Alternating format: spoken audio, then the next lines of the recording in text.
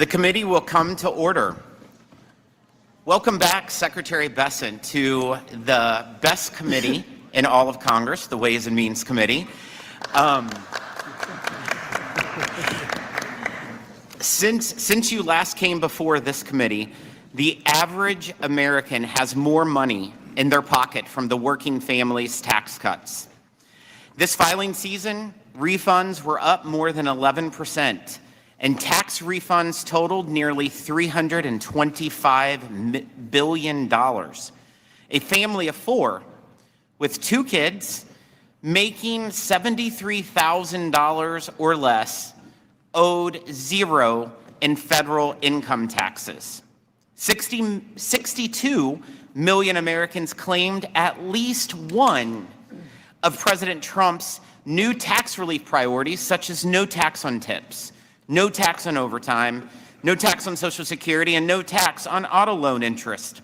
Your department just revealed that the majority of Americans who benefited from these policies earn under $100,000. Nearly 6 million kids now have Trump accounts to save for their future. Nearly 40 million families claimed the child tax credit that was increased to $2,200 and permanently indexed for inflation so that the credit never loses value.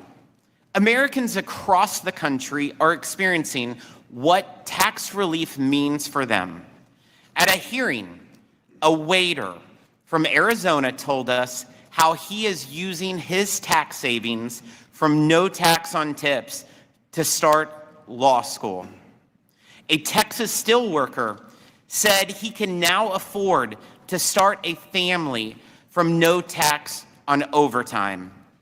A couple in Texas adopted a second child with the help of the adoption tax credit. And in every community, working class Americans have their own version of the story because President Trump and Republicans in Congress delivered real tax relief. However, every single Democrat voted against this tax relief, hiding behind the false claim that these tax cuts only help billionaires. But we all know the truth. There aren't any billionaires who work for tips. I don't know any billionaires that work for overtime. There aren't any billionaires who rely on Social Security. There aren't any billionaires that need an auto loan to afford a car. Republicans targeted tax relief to the Americans whose paychecks were stretched thin by Democrat inflation that needed help. The working families tax cuts provided bigger refunds and bigger paychecks and permanent pro-growth tax policy. And it will make it easier to build, to invest, produce, and hire in America. Our economy is in the middle of a historic construction boom that means new jobs and opportunities for working class Americans. Factory activity grew every month this year and reached its highest level since May of 2022. Equipment investment rose 17%, and investment in intellectual property rose 11% in the first quarter of this year. In the same period, economic growth was driven by two things: investment and exports. Republican policies are making investing in America a solid bet for companies after decades of America's manufacturing power declining. The president's tax and trade policies work hand in glove to fuel the economic investment that creates great paying jobs. Reciprocal trade agreements have secured $10 trillion in investment commitments in leading industries, opened new markets formerly hostile to U.S. exports and made our trading relationships fairer for American workers, farmers, manufacturers, and producers. American producers exported, just last year, a record $3.4 trillion. And in the first 3 months of this year, U.S. exports were over $300 billion each month.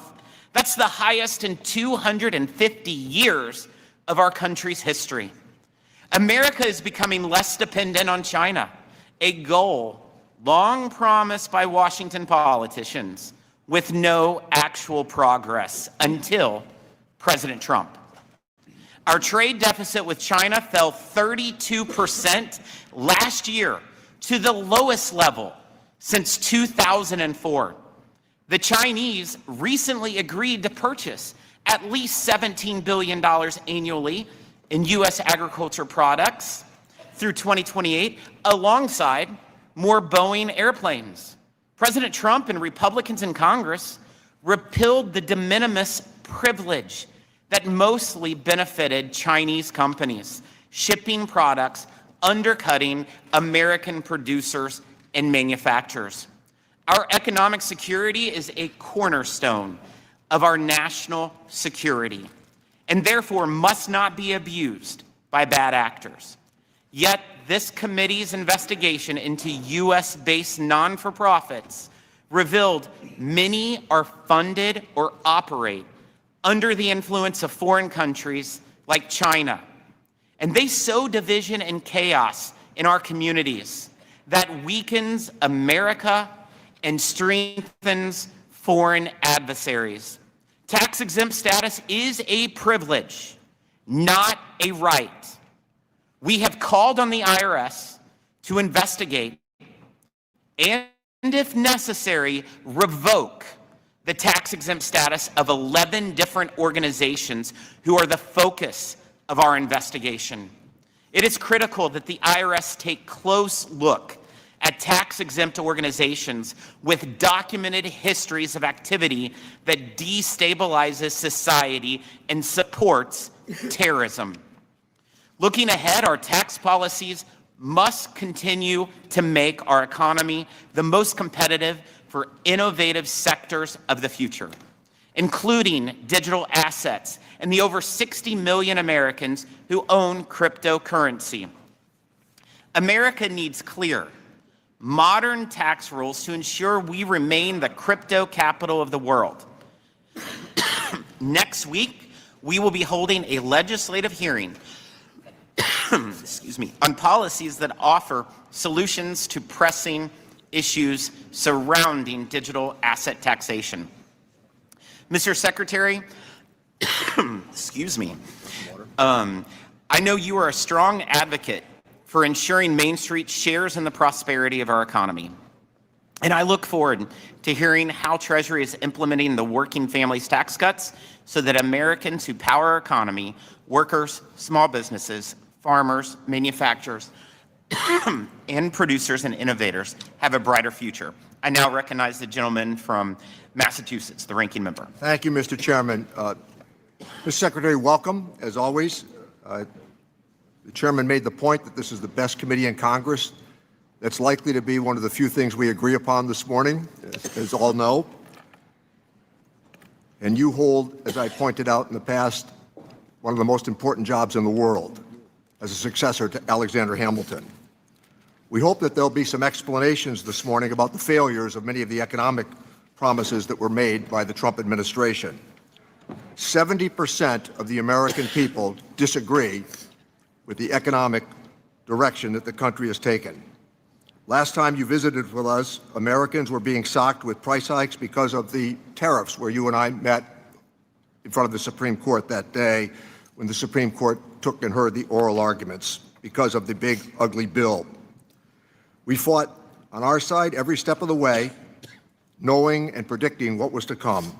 Higher costs, millions kicked off of health care, children going hungry, all in service to the wealthiest amongst us.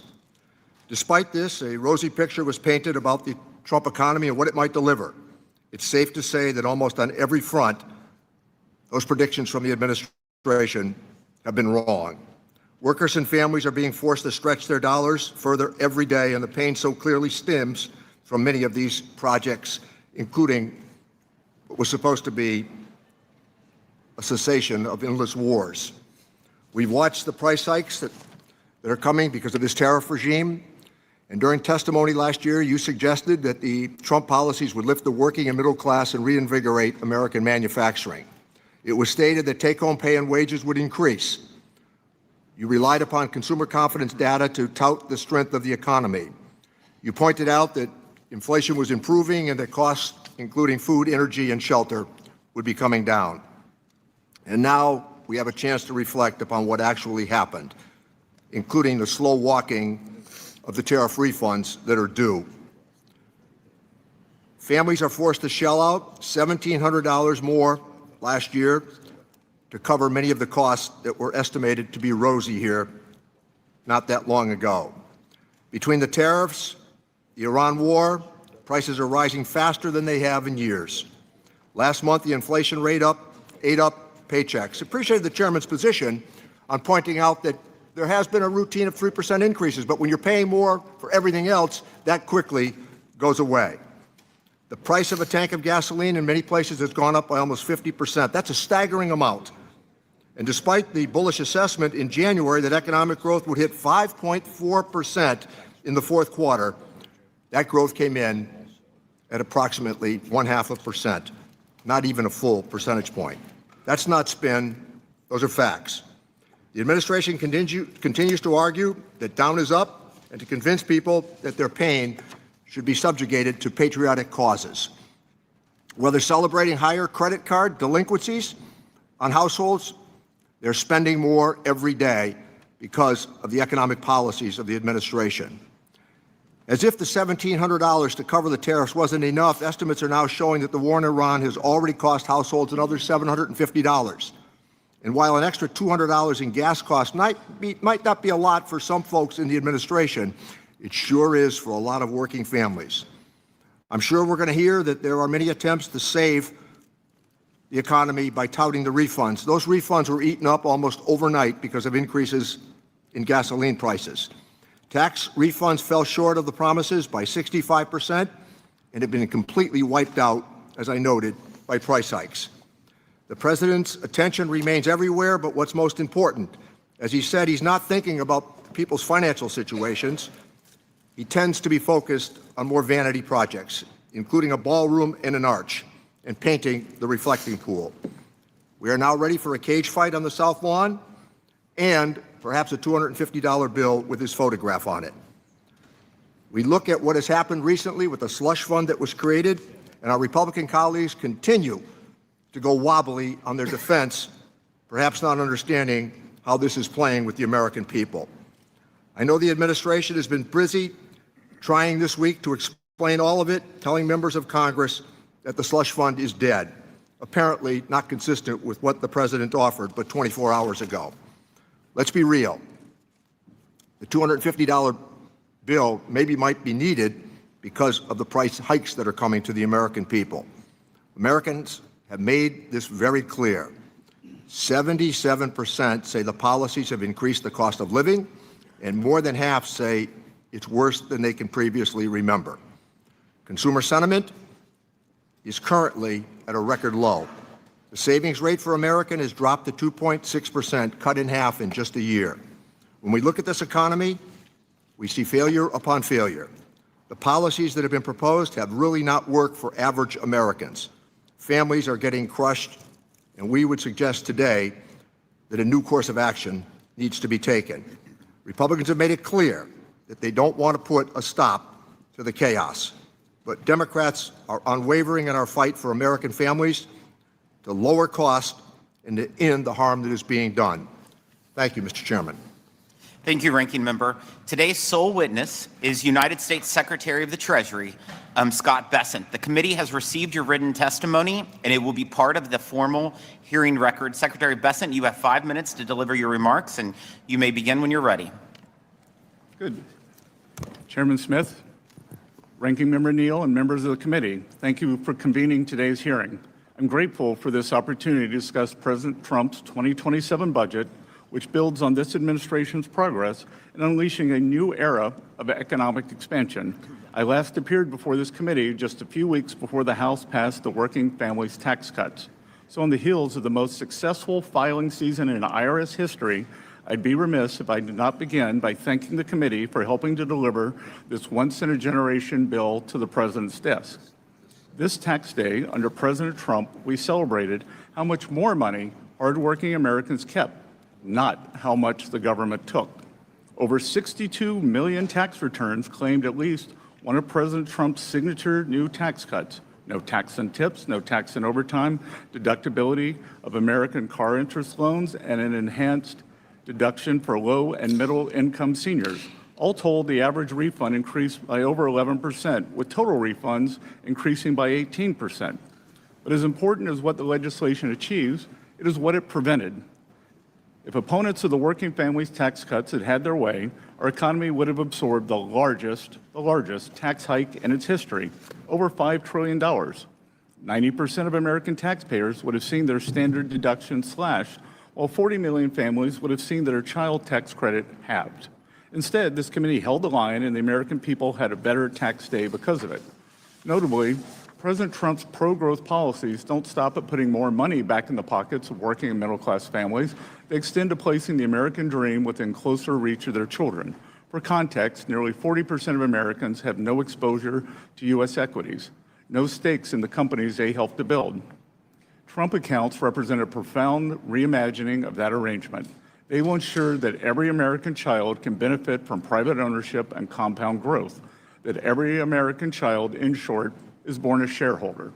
To date, nearly 6 million Trump accounts have been opened, with 1.4 million eligible for the $1,000 seed contribution from Treasury.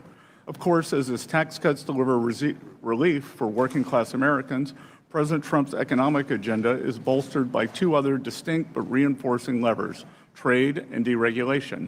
Let me briefly address both of these in turn. First, the President is undeterred in his determination to open markets for U.S. goods and services while rebuilding U.S. manufacturing capacity. Over the 12 months ending March 2026, the trade deficit for goods declined by $370 billion compared to the same timeframe ending March 2025. The economy has added 313,000 net new private sector jobs and 13,000 manufacturing jobs in the past 2 months.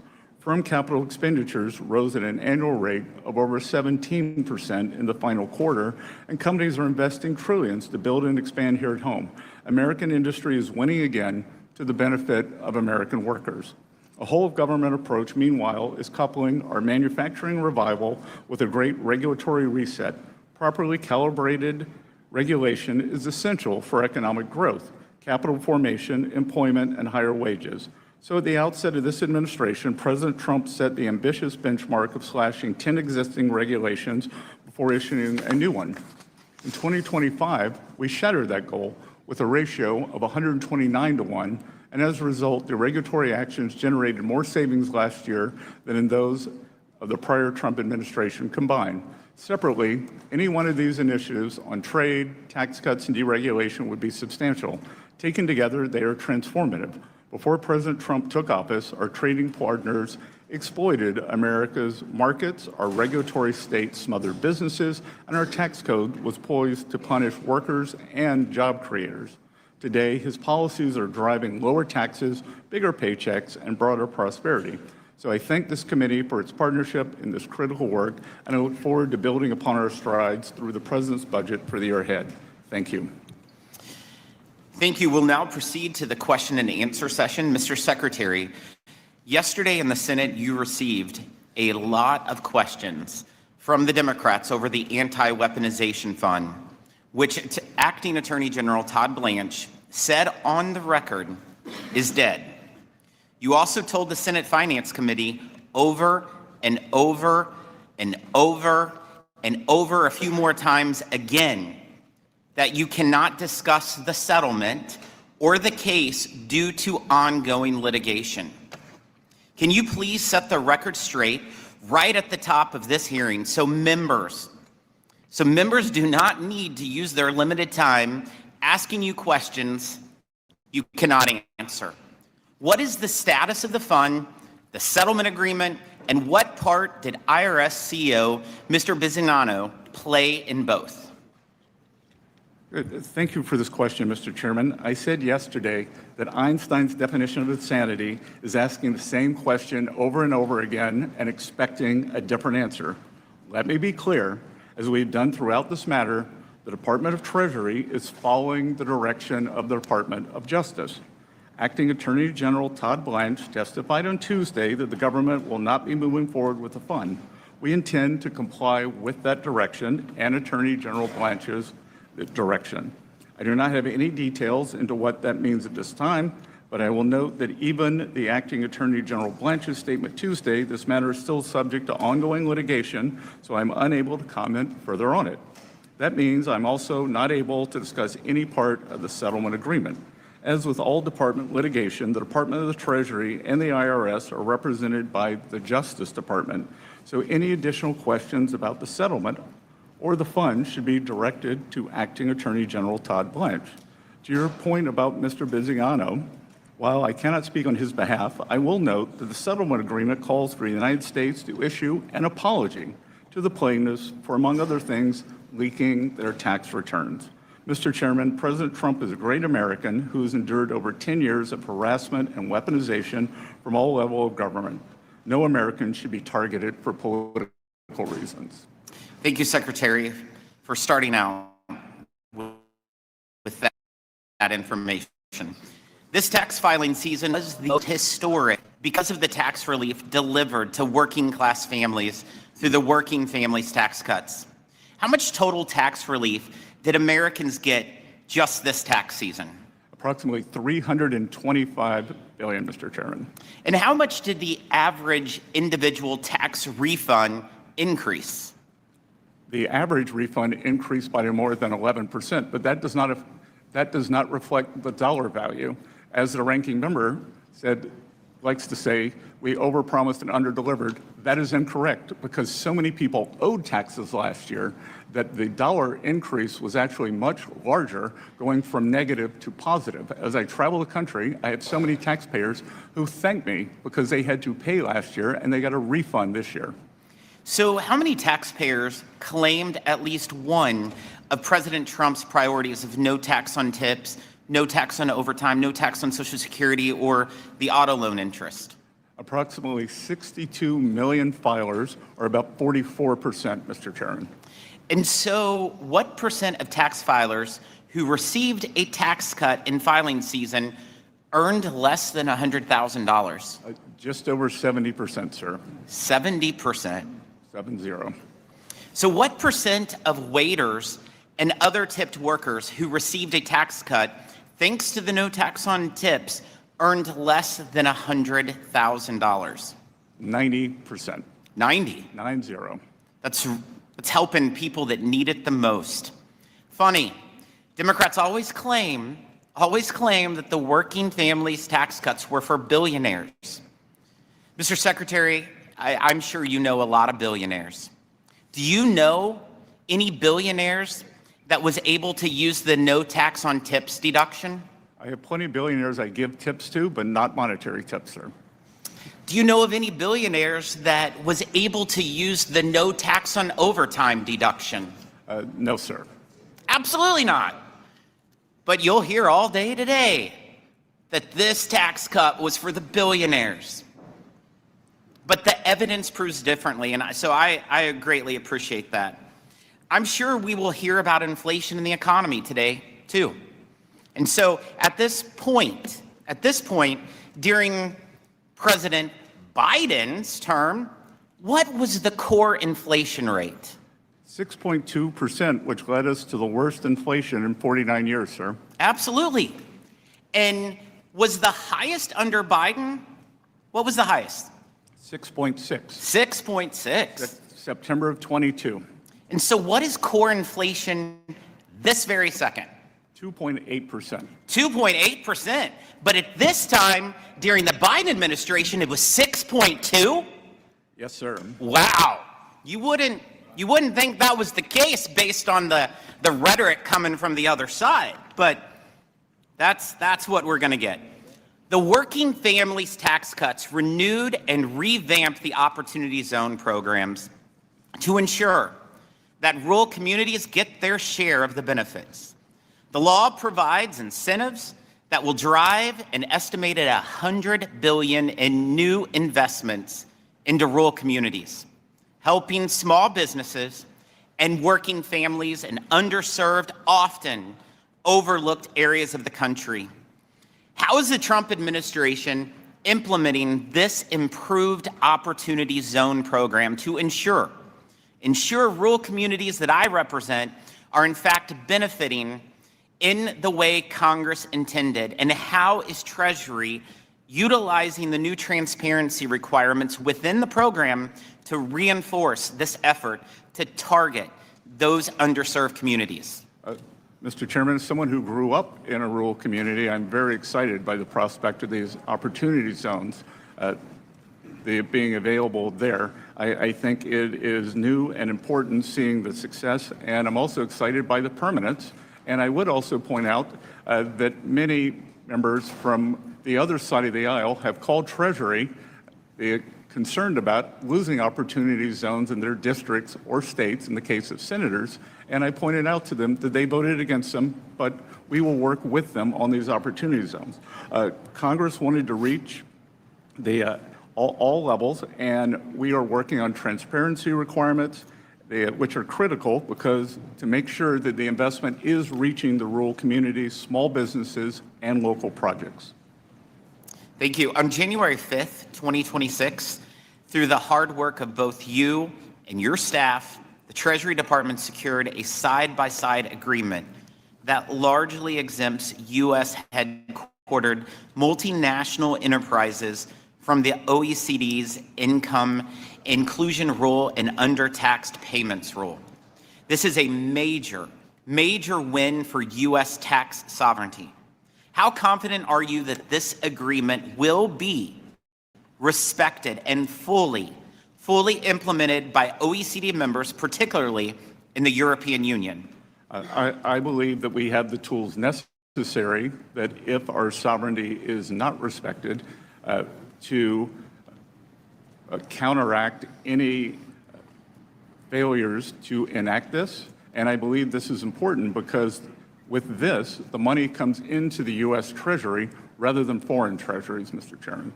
What I would say, Secretary, you can count on us as working hand in glove as allies, because Congress can also move legislation to make sure that they honor this. And we're willing to do that if they do not honor your commitment. And Mr. Chairman, I will point out that my friend Senator Wyden complimented the side-by-side when he was back in Oregon recently. It's great to hear. What monitoring has Treasury put in place to ensure that U.S. companies are not still subjected to the discriminatory treatment? We meet with the company, and we have activity with the. Thank you. Ranking member. Thank you, Mr. Chairman. A reminder that members of the committee, they get to decide how to allocate their 5 minutes as long as they're within the framework of the questions that they wish to ask.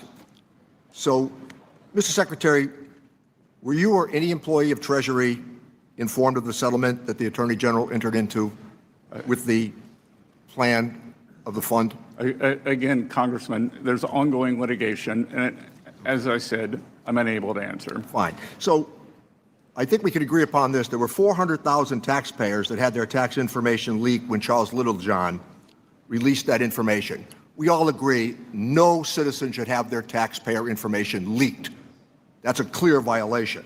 But if we follow the logic of what has been proposed, then the suggestion would be that these 400,000 people would be never subject to any sort of IRS oversight? Again, I'm unable to comment on that. Okay. So let me go back to part of the statistical data that's been gathered. With Barnstable, Massachusetts, which is a central hub on Cape Cod for commercial and transportation activity, They rely upon tourist dollars. It's a big deal. Over the last year, there's been a 54% decrease in Canadian tourists. We're slow walking the tariff refunds. You and I were there, as I reminded the audience today, when the Supreme Court heard those arguments, and the suggestion was that the tax refunds were going to proceed expeditiously. That is not happening. There have been arguments that somehow that they've been slow walked on purpose because they did cost $166 billion, which would come from revenue that previously had been allocated. In Las Vegas, those who fly into the Harry Reid Airport, 4.9 million people flew in last year. That's down by 12%. The positions that we have taken on the tariffs, the positions that we have taken on trade, have really been inconsistent with previous presidents and previous administrations. We understand how tariffs might be used to penalize an adversary, but the application of these tariffs are not working for the American family because of the price increases that are being experienced, particularly in the agricultural states where we can see where much of the political turmoil is now playing out. Ground beef is up by 20%. As I noted earlier, gasoline 51%. Airfares have spiked by 20%. And everywhere that we turn, there's a price hike because of the economic policies that the president has embraced. Inflation has hit 3.8%. We've watched how now perhaps we're going to change the independence of the Federal Reserve Board for the purpose of complying with some political suggestions. Let me suggest here that we think that the independence of the Federal Reserve Board, and in fact, the independence of the former chairman of that board, helped to guide us through a very rocky period of time. We watched how that service was denigrated time and again, despite the fact that it was an honest, patriotic effort that was made by that chairman to get us through, again, a very, very difficult period of time. But if we don't like the outcome with the Consumer Price Index, we get rid of the forecaster. If we don't like the result of what the Federal Reserve Board has said, then we threaten and intimidate the chairman of the Federal Reserve Board. The argument has been, since your last visit, that lowering costs was something that we all embraced. But there's a fundamental acknowledgement, and it is not happening. I cited a previous statistic that I think remains very compelling this morning. 77% of the American people disagree right now with the economic positions that are being embraced by the administration. With that, I yield back my time. Thank you, Mr. Buchanan. Thank you for being here today, Mr. Secretary. Passing the working family tax cuts was a major win for all Americans. In addition to the record tax refunds that millions of Americans have received, I'm especially excited about the law as it pertains to small business. 100% bonus depreciation for business investment will boost the economic growth in manufacturing by encouraging small business to invest in America. Someone that's been in business for a lot of years, I can tell you the reality is very much the case. In addition, the permanent 199A small business deduction will make it easier for small businesses to create jobs and reinvest in their corporations or operations. More than anything else, I'm excited about the fact that we made a lot of this permanent. It'll make a huge difference going forward, and it has already. Working families' tax cuts are ensuring that American businesses can thrive and grow in the economy. I had the good fortune of being chairman of the Florida Chamber. We had 130,000 businesses, and these tax things, I can tell you, make a big difference. And the guy who's, Mark, who's CEO, made that reference to me many times. Mr. Secretary, the small businesses in my district tell me 100% bonus depreciation is so important that that decision is key to their buying equipment and other things. What's your thoughts on that, or your experience on the bonus depreciation part? Congressman, I believe that the bonus depreciation, the full deductibility of the equipment is one of the greatest driving forces we are seeing in our manufacturing and, in fact, our Main Street revival. And I think equally important is the permanence. The Republican Congress made this permanent, so great certainty And the 20% pass-through rate is also made permanent, is giving small business permanence. And can you touch on 199A? That's a big thing for a lot of people in the district. It levels the playing field with the corporations where they got cut 35 to 21 or whatever, or 20. But this will give that 20% will make a big difference. But I wanted to get your thoughts and what you're seeing. Yes, sir. It gives the average small business about $7,000 more per year. And the small business deduction cuts taxes for 8 million small business owners by $4,600. And again, what is important here is the certainty and the permanence. It allows the small businesses to hire, to invest, and plan for the future. And then let me just touch on in my district, being in Florida, we have a lot of, obviously, seniors, one of the, I think, the fifth most seniors in the country in terms of that. And they're excited about this cut. I think it's 200,000 seniors that I have in my district, but the number is a huge number across the country.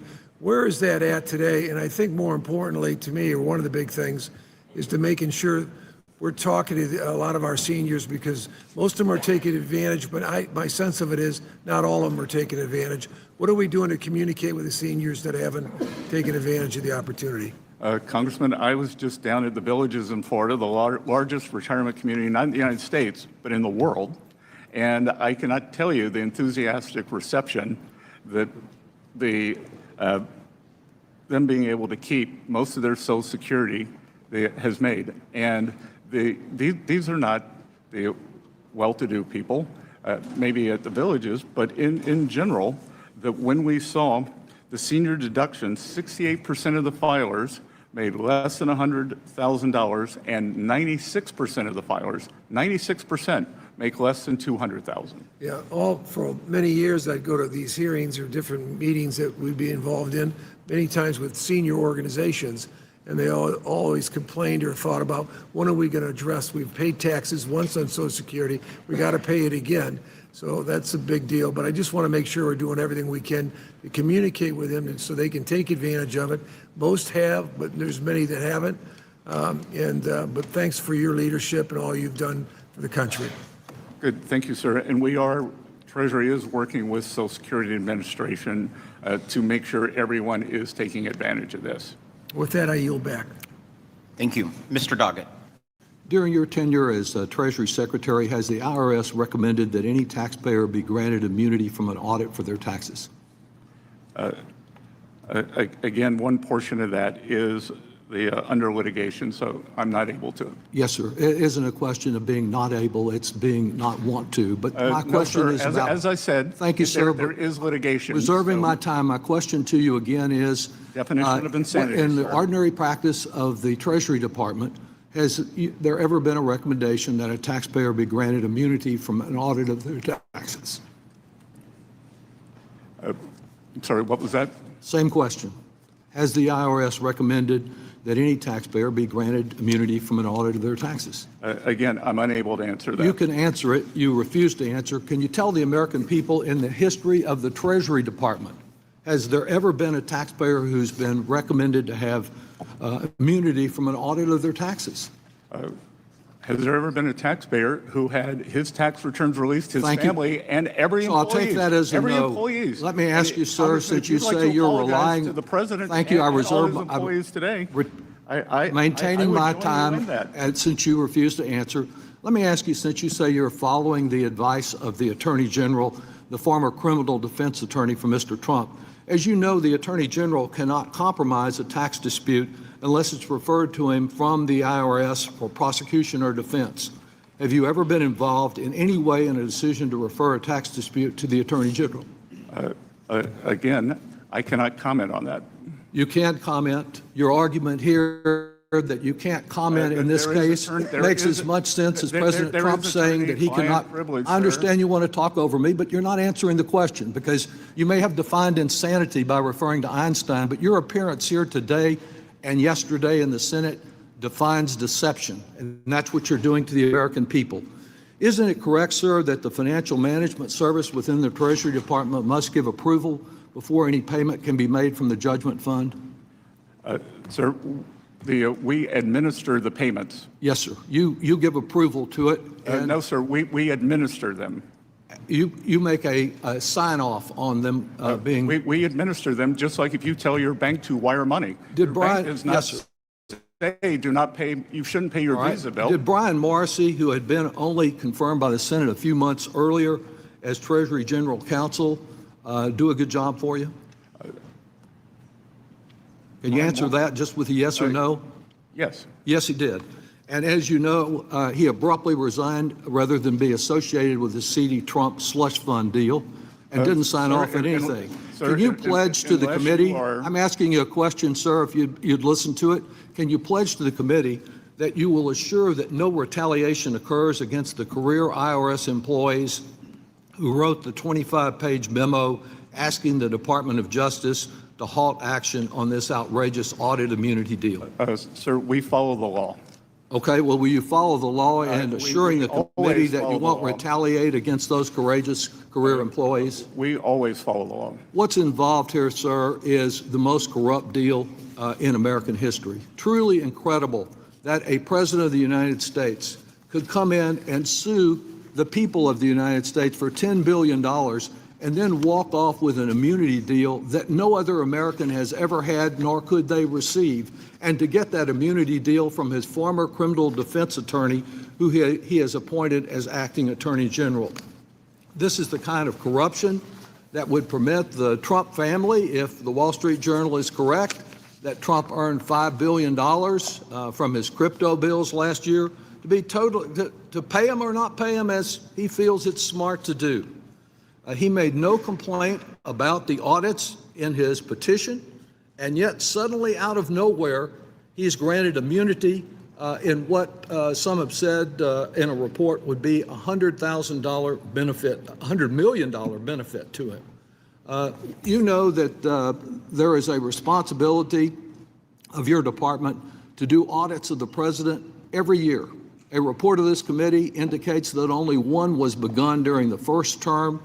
What are you doing to assure that those annual audits occur this year? The first term, 3 years, nothing.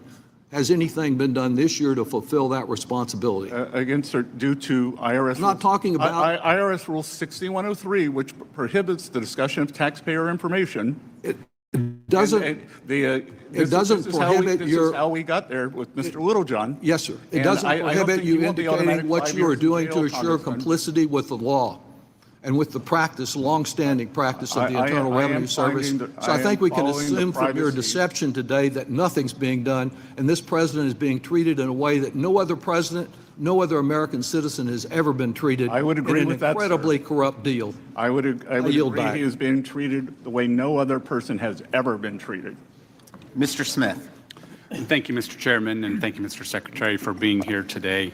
I think these conversations are certainly enlightening and maybe sometimes even entertaining to hear some of the items that are brought up, if it weren't so sad. But I appreciate many of my colleagues, whom I respect, speaking out against tariffs. Let me remind folks that after all the criticism of President Trump during his first term relating to tariffs, a few other things too, but in this case tariffs, unified Democratic control for 2 years resulted in no action on tariffs, and quite honestly, disengagement on trade altogether that I think brought disrespect to our country and I think damaging in many ways. But I'll move on here to talk more about tax and certainly the Treasury's recent interagency agreement with the Department of Education to address the ongoing costs to taxpayers associated with the Biden administration's student loan policies. Last year, I joined several colleagues in urging Treasury to rescind the waiver which prevented collection on defaulted student loans. So this agreement takes an important step toward restoring accountability and protecting taxpayers. I certainly appreciate your partnership in the effort. You know, the Working Families Tax Cut Bill was very productive, certainly teed up by the Tax Cuts and Jobs Act from the first Trump term. And it's interesting, you know, in the meantime, we had a bipartisan bill where we had many of my colleagues, both sides of the aisle, vote for so many things from the Tax Cuts and Jobs Act. And then when we even added more middle-class advantages, whether it's Trump accounts, whether it's a school choice, whether it's the tax relief for overtime, likewise for seniors. I mean, the list goes on. But because there was no chance that President Biden would sign that, they voted against it. So when there was a chance that President Biden could have signed a bill, now it didn't get through the Senate, obviously, but when that seemed to be the situation, they opposed it. So I just I get a little frustrated when we can have good discussions here in this room and legislate. I think it's important to note that there were so many inversions happening leading up to the Obama administration that even President Obama advocated for lowering the corporate tax rate. Now, he advocated a rate that didn't have enough support here. President Trump came in, he advocated for a considerably lower rate, and we legislated basically right in the middle.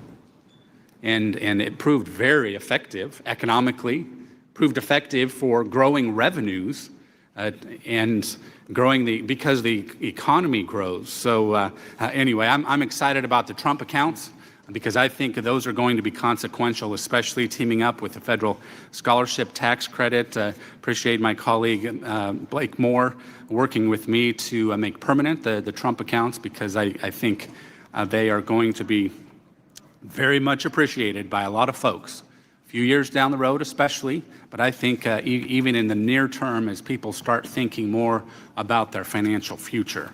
Now, a lot's been said about various things and certainly the president, but I know that there's been quite a bit of chatter from the other side of the aisle regarding the president's investments. I'm just wondering if you could set the record straight on this and explain how there have been mischaracterizations during the process and mischaracterizations of the law, perhaps. I want to be very clear on this. President Trump's investment holdings are maintained exclusively in fully discretionary accounts managed by independent third-party institutions who have sole and exclusive authority over all investment decisions, including asset allocation, trading, rebalancing, and portfolio management.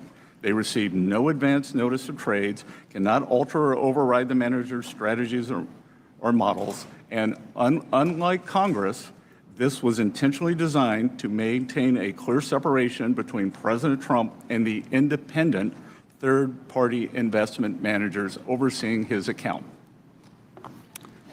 Thank you, Mr. Secretary. And let me just close by saying that the American people are wanting us to have good conversations, thoughtful conversations, reasonable conversations, and I think thoughtful and reasonable individuals know that what we did with our tax policy has been good.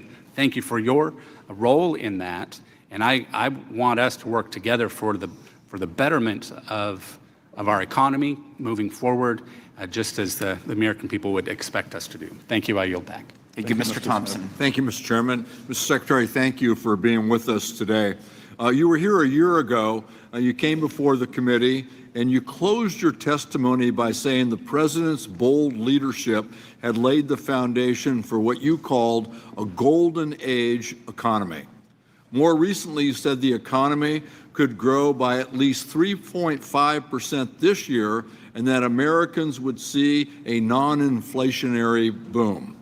Mr. Secretary, I've searched hard to find constituents in my district who believe that this economy is golden. In fact, many of them are struggling more today than they were the last time you were in front of this committee. Personal savings are shrinking, disposable income is down, and families are paying more and more for basic necessities. So I would like to ask you a couple of yes or no questions about this golden economy. Electricity bills are up 8.5%. Is that golden? Sir, you can ask. Yes or no? You can ask Yes me a or question. no? You can't tell me how to answer it. So. Okay, let me put it this way, Mr. Secretary, because you're obviously not here to answer questions. I am here to You're answer It's questions. my time, Mr. Secretary. It's my time. Health insurance costs are up 26%. That's not golden. Child care costs are up 9%. That's not golden. Gas prices are up nearly 50%. That's not golden.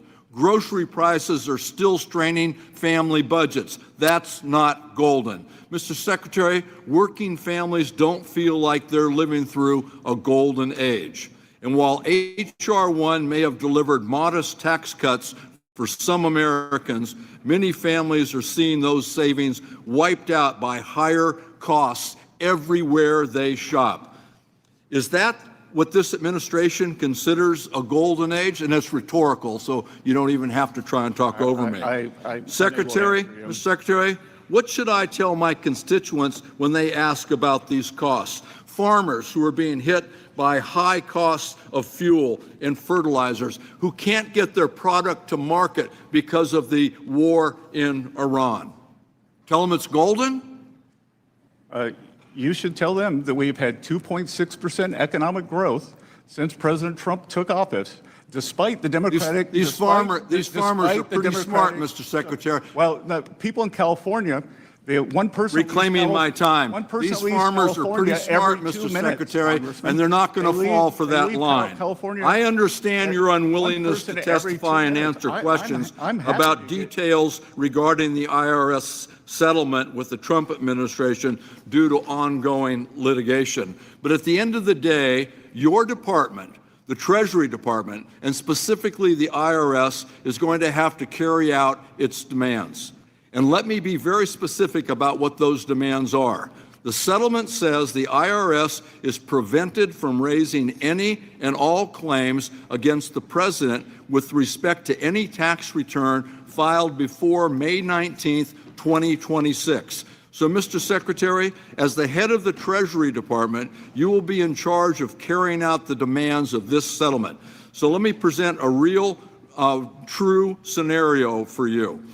If on May 18th, President Trump files an amendment to his 2024 federal tax return, and the amendment says, quote, I'm owed an extra $10 billion. That's the amount that he sued the IRS, that I forgot to claim on my tax return. Is it your opinion that the settlement agreement signed by Todd Blanche, the acting attorney general and President Trump's former personal attorney, would require you to pay President Trump $1 billion, no questions asked? We will follow Justice Department's advice. You won't answer that either. Do you think this is something that the American people should know? How can you sit here and not provide any answers to the American people? Because I follow the law, it is astonishing to me that the president didn't know about this deal before it was signed. Of course he knew about it. He directed it. So why not cash out on his get-out-of-jail-free card? As I read it, he can absolutely file an amendment to his tax return and claim a giant tax refund. And you have to sit there and watch while he robs the Treasury, and more important, while he robs the American people blind. That's as unacceptable as you refusing to answer questions posed to you by the members of this committee. I yield back. Mr. Kelly. Thank you, Mr. Chairman. Mr. Secretary, thanks for being here. As you know, the beatings will continue until morale improves. Well, this is the beginning of the Charles Dickens. Given that the Democratic House has a 17% approval rate, now I see why. No, this is the opening of a Charles Dickens novel, is it not? So it was the best of times, it was the worst of times. It was the age of wisdom, it was the age of foolishness. It was the epic of belief, it was the epic of incredulity. It was a season of light, it was a season of darkness, it was the spring of hope, it was the winter of despair. How well that describes what we're going through. I will remind my friends on the other side that we had double-digit inflation in the prior administration. The president inherited one of the worst situations he could possibly do. The cost of gasoline, by the way, in June of 2022 was the average was $5.16 a gallon. As of June 4th, it's now $4.51 a gallon. So facts are a funny thing. Use the ones that actually are true or bend them to anything you want. What I really want to talk to you about, though, is part of what we did when we first did Tax Cuts and Jobs Act was something called opportunity zones. And I'm going to invite you to come to Erie, Pennsylvania. Erie, Pennsylvania was at one time a thriving city that fell on very, very hard times. But when we did the Tax Cuts and Jobs Act with the opportunity zones, this encouraged private investment, not taxpayer dollars, but private investment going into areas where the government would have wasted its money, and does oftentimes, but say to private investors, you know what? Using the tax code, we're going to give you an opportunity to invest in something while other people would usually walk away from it. I got to tell you, in Erie,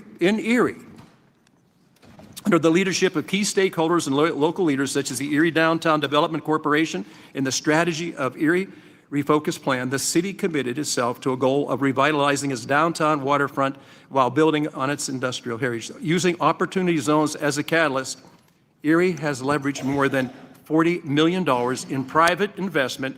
This investment created 110 new residential units, revitalized more than 100,000 square feet of commercial space, restored 8 historic properties, and brought a grocery store to a neighborhood previously designated as a food desert. One of the things I wanted to talk about, because under this new plan, we decided, hey, you know what? We did some great jobs when it came to cities. Let's look at rural areas. So what I'm going to ask you to do, if you would, please come to Erie, where you can see how these things work in living color to real people in real time.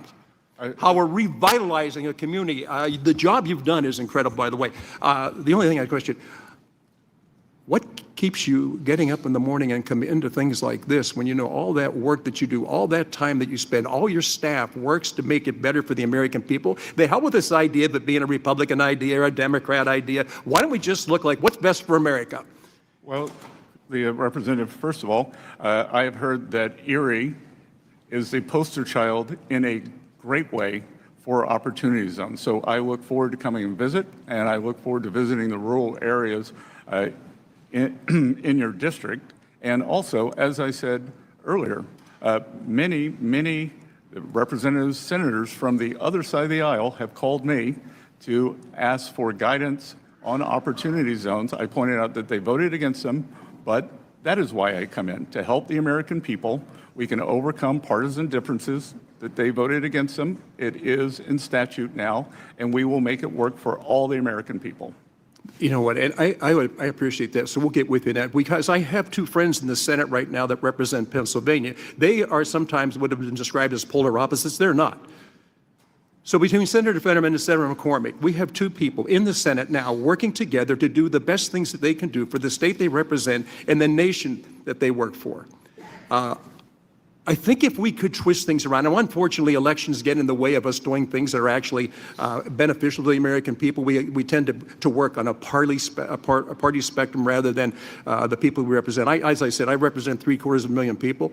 None of them are, it's not an all red, it's not all blue. And in fact, what discourages me is too many of our people who live in the area no longer have faith, and they don't even register to vote. But please, we're going to invite you. We're going to invite Senator Fetterman, Senator McCormick. We will get people there to sit down with you. There is such a wealth of opportunity taking place right now. The figures don't lie. Sometimes the liars can figure, but figures don't lie. Thank you for doing what you're doing in your private life, to walk away from that, to walk into this. When they first described it as a swamp, they had no idea how deep the swamp has become. Thank you for being here today, and thank you for your dedication to the United States of America. Thank you, Mr. Larson. Thank you, and thank you, Secretary, for joining us here today. It's always kind of unusual when you start a hearing and are instructed what you can say or can't say in an open and free democracy. But having said that, you mentioned in your testimony core inflation a couple of times. What's the difference between core inflation and inflation? Many people believe, or it is in general, energy prices and food prices, which are much more fast-moving. And I would say that energy prices will roll down when this Iran conflict ends. So is gasoline considered part of core inflation? Yes, sir. It is. So those remarks, core inflation reflects gasoline prices. Core inflation, it reflects the underlying trend in inflation and whether that inflation has become endemic to the system as it did during President Biden's Has the war in Iran had anything to do with core inflation? Sir? Does the war in Iran have anything to do with core inflation? Or you can't answer that, or either, or is that, are we precluded from asking that? Well, I'm not sure what the question is. Let me make it as simple as I can. Does the war in Iran, are you with me? Has the war in Iran thus far, have witnessed the rise in gas prices as it caused? Well, again, that is the regular inflation, and gas prices have gone up, which I believe will be temporary. So gas prices have gone up, but you believe they're temporary. Core inflation has dropped 0.5% since President Trump came to office. Geez, you know, when I'm home in my district, I'm going to just tell those people, geez, you know what? You missed this whole thing. Don't you understand core inflation? You guys are better off. I mean, these gas prices, I don't know what you people are thinking out there. For God's sake, you know, you should be doing cartwheels in the street over the price of gas. So what is the administration's plan to lower gas prices? We've taken the many. Are you in favor of eliminating the gas tax? We have moved to. Are you in favor of eliminating the gas tax? We would like to work. Are you able to answer that, or is that not answered? Well, if I'm not interrupted, I can, Congressman. Well, I'm waiting for your answer. We have asked Congress to move to eliminate the gas tax. That is done through statute. You have moved that. So you're in favor of eliminating the gas tax. We have asked for that. So we can join bipartisanly today because you're in favor to eliminate the gas tax. Again, the White House has asked for it, sir. They have? Why isn't it before the committee for a vote? I don't run the agenda. Well, it's good to hear that we're in favor of something that we can work on bipartisanly that will help relieve people who need it the most. Forgive me, but people in my district aren't doing cartwheels over this economy. They haven't seen the impact that you claim that they're all receiving. People hear a lot of rhetoric, et cetera, but that doesn't pay their grocery bills. That doesn't pay their heating costs. That doesn't put fuel in their tanks. That doesn't help them get through the day-to-day grind of their lives. And so coming here and filling us with platitude and telling us how grateful we should be to the Trump administration for everything that it's done, well, Congressman, is this war responsible for any of this? Congressman, food at home is up 2.5% since President Trump took office. Are we at war currently? Which is twice. Are we It's at up war twice that much currently? every year under the Biden administration. Are we at war currently?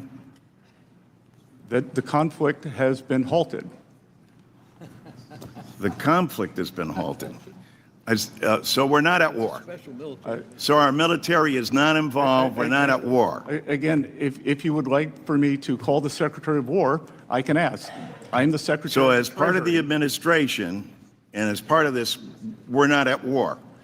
How in God's name, if we can't answer any questions at all, and I don't know, maybe there were some special orders where we're not allowed to these questions or not, we ought to make that clear. Are we at war or not? I'm asking as relation to the cost of going up for oil and gas. That hasn't risen. Has it risen because of the war? It did rise because of the conflict, yes, sir. The conflict. So that's what we call it. Our people go into battle and lose their lives. Mr. Larson, your time has expired. Mr. Schweikert. Thank you, Mr. Chairman. And just, Mr. Secretary, you were already heading there. As everyone here, I'm sure, knows, PCE, there's actually trimmed, which Kevin, new head of the Fed, prefers. There's actually 4 or 5 ways you do balancing on the calculations. So if any of you want joint economic, actually, we have a whole chart of how those calculations work. Well, no, sir, those will be facts, and they're inconvenient. And food prices, food at home, has risen 2.5% since President Trump came into came into office, it averaged more than 5%. 5% under the Biden-Warren economy. And I've got a list here that President Trump posted, but no one wants to talk about it. Last year, all we heard was eggs, eggs, eggs. Eggs are down 90%. Avocados are down 19%. Mr. Secretary, you will find... Avocados probably more popular on the other side of the aisle. Yeah, Mr. Secretary, you'll find we often choose whatever number works best for the social media posting we're going to do in an hour. So welcome to Congress. A conversation we've been having actually with some of your staff and some of the Ways and Means staff is something that often never comes up, but we're going to have to understand it and find a better way to document it. We calculate about 17% of the U.S. economy now is in the tax-exempt space. And within that space, those who receive the benefit of tax exemption, the basic concept is, here's the community good you're doing for not having to pay taxes. Okay. There's something you're an expert on, the 990 form that documents to the IRS, to Treasury, to Congress, what is that community benefit? I know your team has been working on this. I know some of the IRS team, we've been working on it. Is there a way to come up with a much more robust, universal form so we can understand, are these tax-exempt organizations meeting their societal obligation? And if they're not, we can help them meet that. But we don't have enough information today.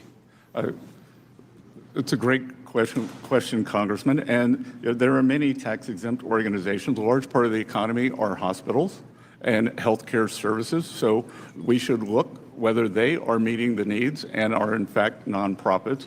But your question in terms of what is going on with these nonprofits, the IRS has issued guidance for Form 990 that nonprofits, just as banks must KYC, know your customer, we are telling the directors of these foundations, of these institutions, you must know your grantee. So KYG. If your grantee if the money is being used for violent activities, you as a trustee, as a fiduciary, are in trouble.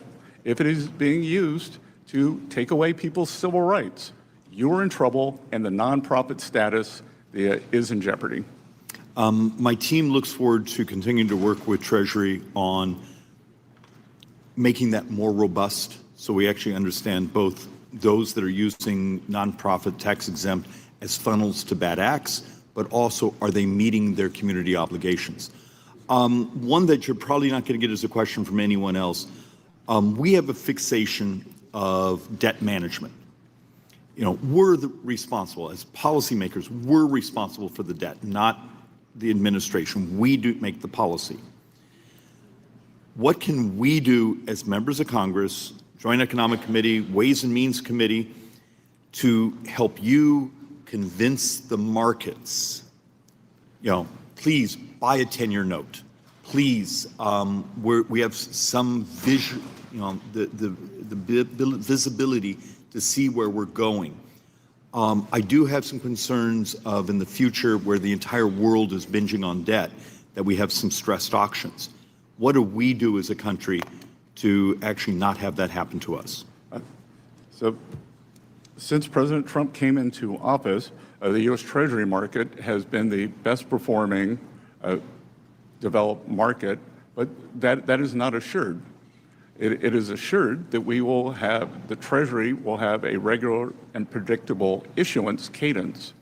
But what we must let the borrowers know, people who are buying Treasury bonds, whether it is U.S. households, the foreign central banks, and everyone else in between, that we are serious about getting our debt and deficit numbers under control. That is perfect, Mr. Secretary. And with that, I yield back, Mr. Chairman. Mr. Davis. Thank you, Mr. Chairman, and thank you, Mr. Secretary. Secretary Bessent, as of April 18th, taxpayers received about 3.4 million delayed refund letters. Illinoisans received 110,000. Texans, Floridians, and New Yorkers each received over 200,000. And Californians received 400,000. Almost 3 months ago, on March 9th, Representative Sewell and I asked you for basic information to demonstrate that Americans are actually getting their delayed refunds. Last month, I requested a meeting with the appropriate staff at the IRS or Treasury for this information. It was not until this morning that I received a response from Treasury. And although the letter contains some high-level information, it is insufficient to reassure me that Americans are receiving their refunds quickly. For example, the information in this morning's letter is substantially outdated. Today's letter cited 2.2 million CP 553 e-notices when a separate document you sent me a few weeks ago cited 3.4 million notices as of April 18th. Also, the information in today's letter fails to convey the current number of unique taxpayers whose refunds were delayed. Nor does today's letter give a clear understanding of how quickly taxpayers are waiting on their delayed checks. So, Mr. Secretary, could you tell me when or before June 11th will you or your staff meet with Representative Sewell and me to walk us through the evidence that taxpayers with delayed refunds received the funds owed to them? Microphone. I have not seen the letter, that I will follow up on this, and the delays that you were talking about are for taxpayers who did not file electronically. We had about 98% of taxpayers file electronically. They received their refunds within 21 days. It sounds to me that out of the approximately 134 million tax returns that we received, that the April number would have been the Thank you. And we are at 2.2, so we are working through it, and much of that has to do with verification, lack of addresses. So we look forward to working with you on that because we are committed. Well, to thank people you. getting Thank these you very large much. refunds Well, quickly. let me just continue. Mr. Chairman, could you assist me to make sure that the American people receives the information? 3.4 million delayed notices of getting their refunds expeditiously. And also, I'd like to submit for the record a state-by-state breakout provided to me by the Internal Revenue Service where 3.4 million taxpayers live and whose refunds were delayed as of April 18th. Without objection. Thank you, Mr. Chairman. And Congressman, what was that number last year? 3.4 million. No. I meant for the previous filing season and the year before that. Well, I don't know the number for either one of those years, but let me move to my last question. I understand that the Southern Poverty Law Center has been indicted. And let me ask, is the Internal Revenue Service involved in that activity in any way? Again, that's ongoing litigation, but that would have been done, as I read in, what I know is what I've read in the newspaper, and that was the Justice Department and the FBI. And Internal Revenue is not urging or suggesting to any other entities that they may lose their tax exemption if they contribute to the Southern Poverty Law Center? Again, there's ongoing litigation, but that's driven by the Department of Justice and the FBI. Thank you, Mr. Chairman. I give back. Thank you, Mr. LaHood. Thank you, Mr. Chairman. Mr. Secretary, welcome. Thank you for being here today. Thanks for your service. I want to touch on affordable housing.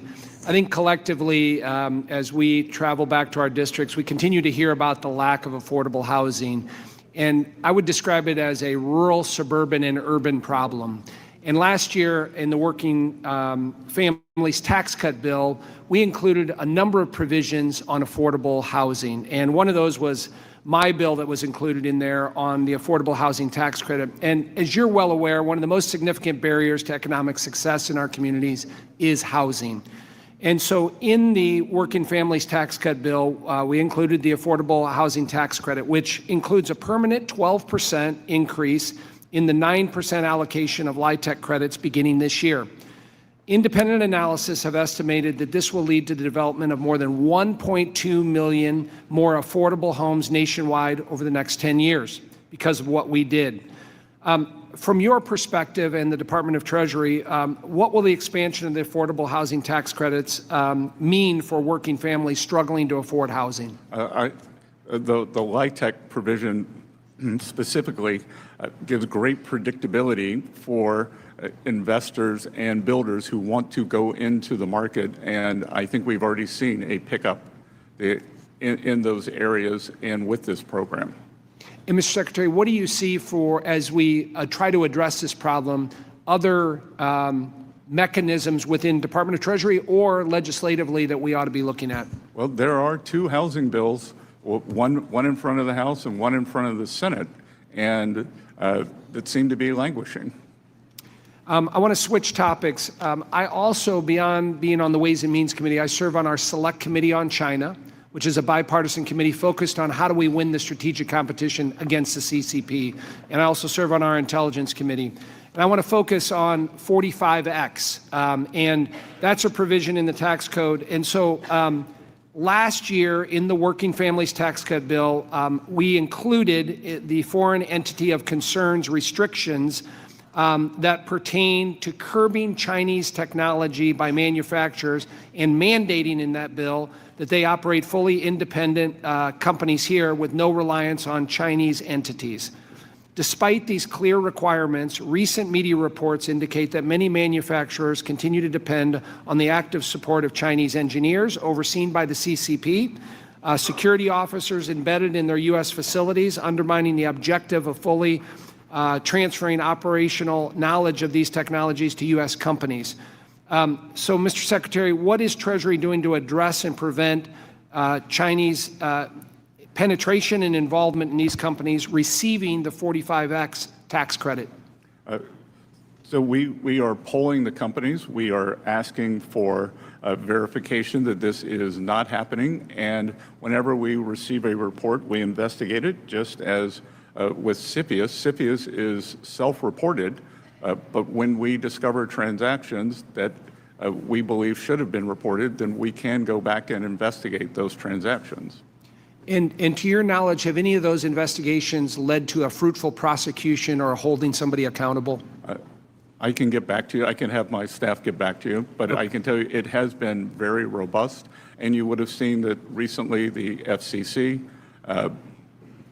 banned Chinese drones and routers. And with the connected auto mandate, that electronic systems in American cars cannot be connected to Chinese entities. Thank you. And I'll look forward to the follow-up with you and your team on this. This is something obviously we got to be heavily focused on.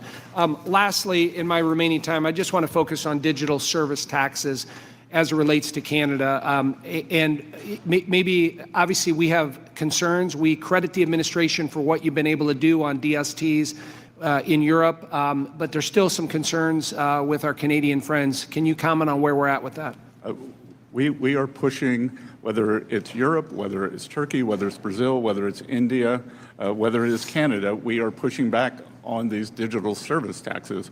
We have the greatest technology and innovation ecosystem in the world, and they cannot take advantage of our companies and for their treasuries. It is they are very interesting. They are very ripe targets because they are profitable, they are well run, and they are in demand. But we cannot have this. and we, in every trade negotiation or every trade discussion with the Canadians, we bring this up. Thank you, Mr. Secretary. Yield back. Ms. Sanchez. Thank you, Mr. Chairman. Secretary, nice to have you back before our committee. Mr. Secretary, do you believe that all Americans should follow our tax laws? Yes, Congress. Yes, good. So do I. And do you believe that for those Americans who break our tax laws, they should be audited or held accountable? Well, I think there are two things there. An audit is not a result of breaking the law. Yes or no? Simple question. Well, no, it's not a simple question. It's okay, a two-part then question. let me break it into two. Do you think they should? If you're asking me, Please don't should every interrupt taxpayer me. be audited? Please answer that. I came here for answers. If you came here to waste time, I'm going to try to make sure you don't do that. Do you believe that people who lie on their tax returns should be audited? Yes. Okay. Do you think that people who break our laws should be held accountable, our tax laws? Yes. Okay. Thank you. Very simple. Not a hard question. I'm glad we agree.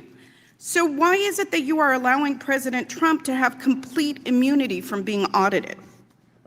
Again, I'm going to have to refer you to my previous statements. And what was your previous statement, sir? That I am unable to comment on any of the ongoing litigation. Okay, can you name the ongoing case concerning President Trump's immunity from audit? Sorry?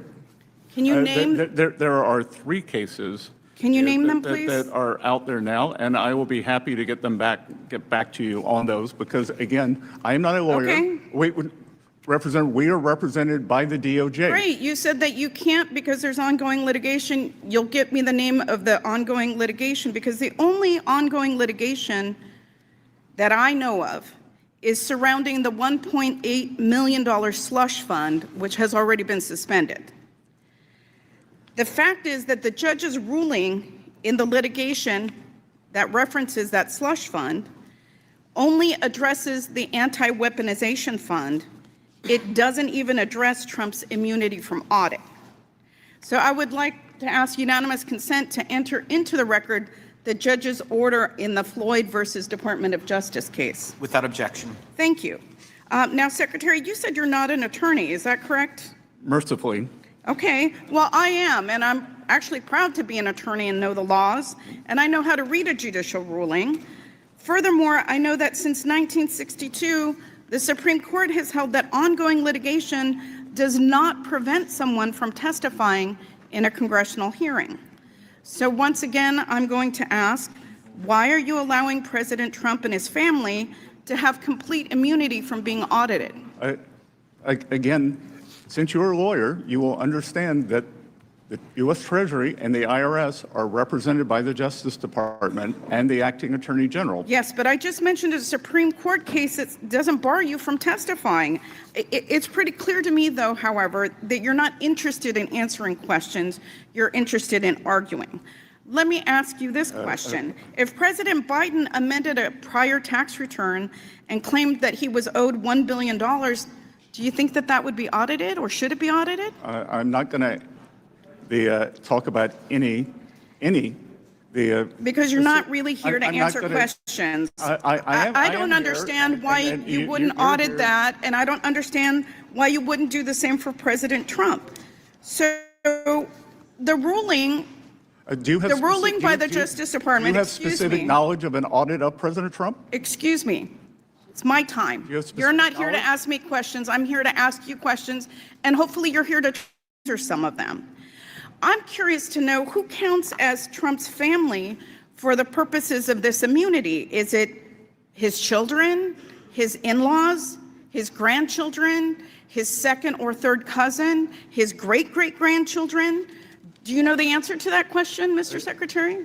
Again, I imagine you have the Justice Department phone number. I suggest you call them. I'm not the one that runs the Department of the Treasury or that oversees what is happening with this immunity And That is, has been I'm not the granted. one either. We follow the instructions of our lawyers, and we obey the law, I hope Representative. that you're proud of your performance today, Mr. Secretary, because I hope you get some I social think it's media pretty clips. safe to say that this is probably the most corrupt Treasury Department in our nation's history. And while I am going while to you have to dance take around questions exception to with protect that is a Trump, slanderous Americans are suffering in Trump's slanderous spiraling economy. And Inflation is now rising faster than average hourly wages. Nah. Gas prices are at an all-time high with the war in Iran.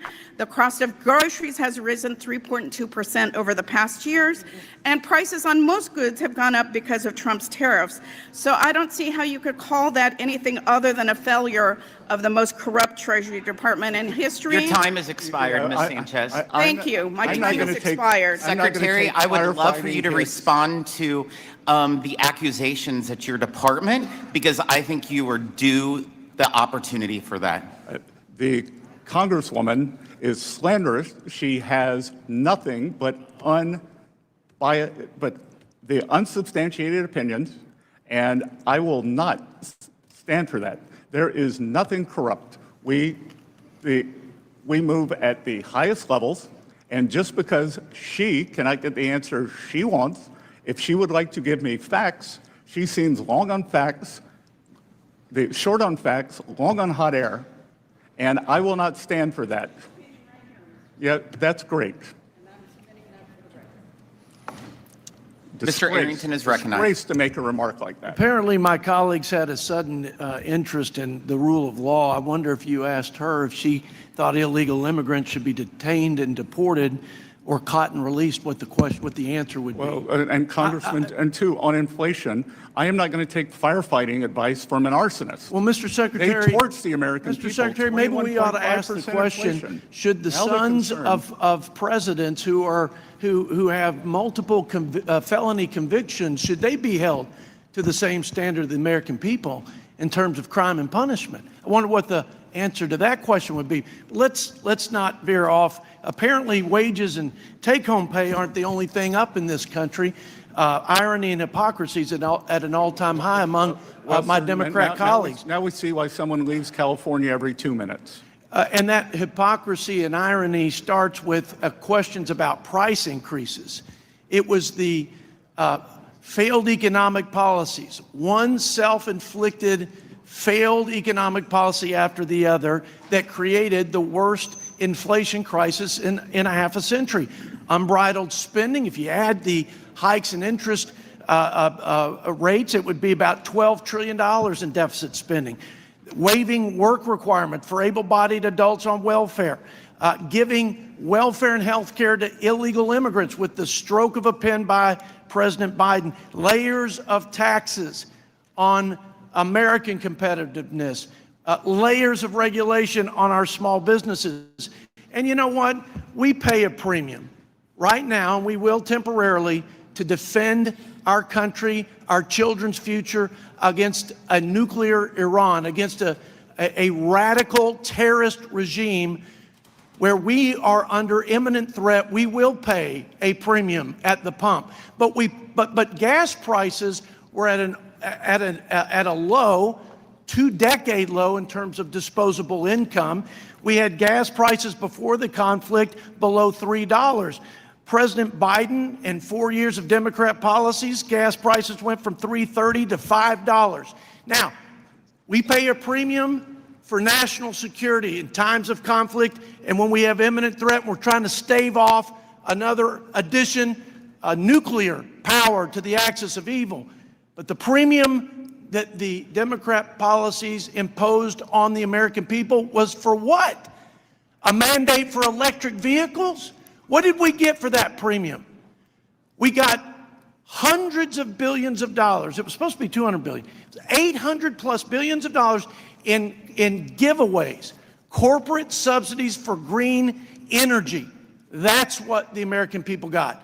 You know, they got higher energy prices, higher electric bills because of this radical climate agenda, the Green New Disaster, and that was the trade-off from my Democrat colleagues. So A little context to this conversation, I think, is helpful. The results, as you know, Mr. Secretary, were that the American people every year were losing $3,000 in wages, that they had a 21% regressive tax hike, 21%. They were losing $1,500 a year. I mean, are we in the golden age? Well, relative to the dark ages that we were thrust in by these failed policies, we are at the dawn of a golden age because wages are up. Take-home pay is up.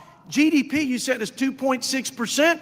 Well, that's a percent over what CBO said after we passed the big, beautiful bill. And on on an annual average basis in a budget window, that's $3 trillion to reducing the deficit, which may be why the deficit was reduced over 10% in the first 6 months of this fiscal year compared to last fiscal year, because we actually controlled discretionary spending and have saved up to now almost $500 billion. It's because Republicans actually cared about not frittering away tax dollars, and we rooted out waste, fraud, and abuse to a tune of over $1 trillion because we had quadruple revenue from having restructured World Trade Order and set a level playing field for our farmers and manufacturers. Because of all of that plus the growth, we have had a reduction in the deficit to GDP for the first time in almost a decade.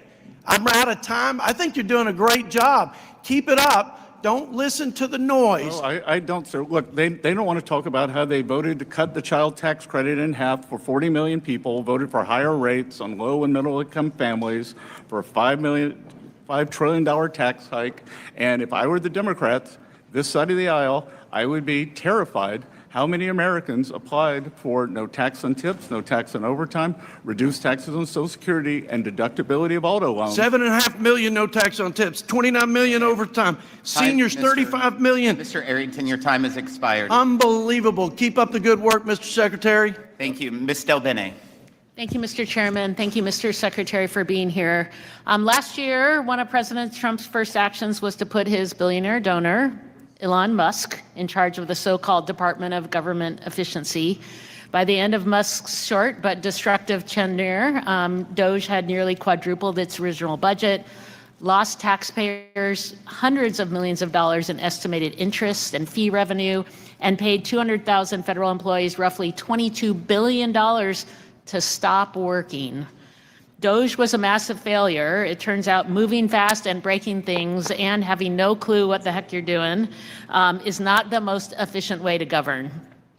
Unfortunately, DOGE's destruction wasn't limited to wasting taxpayer dollars and gutting the federal service. DOGE staffers also abused their position to gain access to taxpayers' sensitive private data.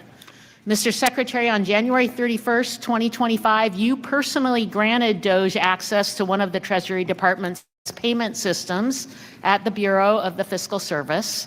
This database houses Americans' most sensitive data, including Social Security numbers and bank account information. Shortly after, my colleagues and I requested the GAO review DOGE's unprecedented access to this critical payment system. GAO completed that report last month, and I asked for unanimous consent to insert it in the record. Without objection. Thank you. GAO's audit determined that a DOGE employee was inadvertently granted temporary access to create, modify, and delete data from the payment system. Mr. Secretary, you failed to impose basic safeguards that left millions of Americans' personal data vulnerable to unauthorized access and abuse. And so my question for you is, do you take responsibility for that? And what specific measures, if any, have you taken afterwards to protect the affected individuals' data and rebuild confidence in your department's handling of sensitive information? Again, would you care to look up what does inadvertent mean? Have you taken, but you're in charge. You are responsible for this. Do you take responsibility for that? Do you take responsibility? I will take responsibility. Okay, and then and again, what has been done to make sure that can never happen again? Congresswoman, it was read-only. They had no ability to edit. What has happened to make sure that never happens again? We have, just as we have at the IRS, we have tightened up all protocols on systems. I guess that's not very specific, but the GAO also found that a DOJ staffer sent an unencrypted file containing USAID payment information and individuals' names to external DOJ personnel at the General Services Administration. Soon after, it was reported no disciplinary action was taken, despite the employee's failure to protect federal and non-federal employees' sensitive personal data and comply with security requirements. So again, Mr. Secretary, when employees who violate IT security rules are not held accountable, what does that message send to agents? And why don't you hold someone accountable? Why are you bringing up USAID with me? Because a DOJ staffer, GAO found that a DOJ had payment information.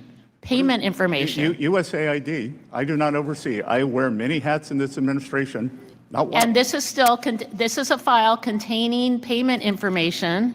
Are you not in charge also of the Treasury?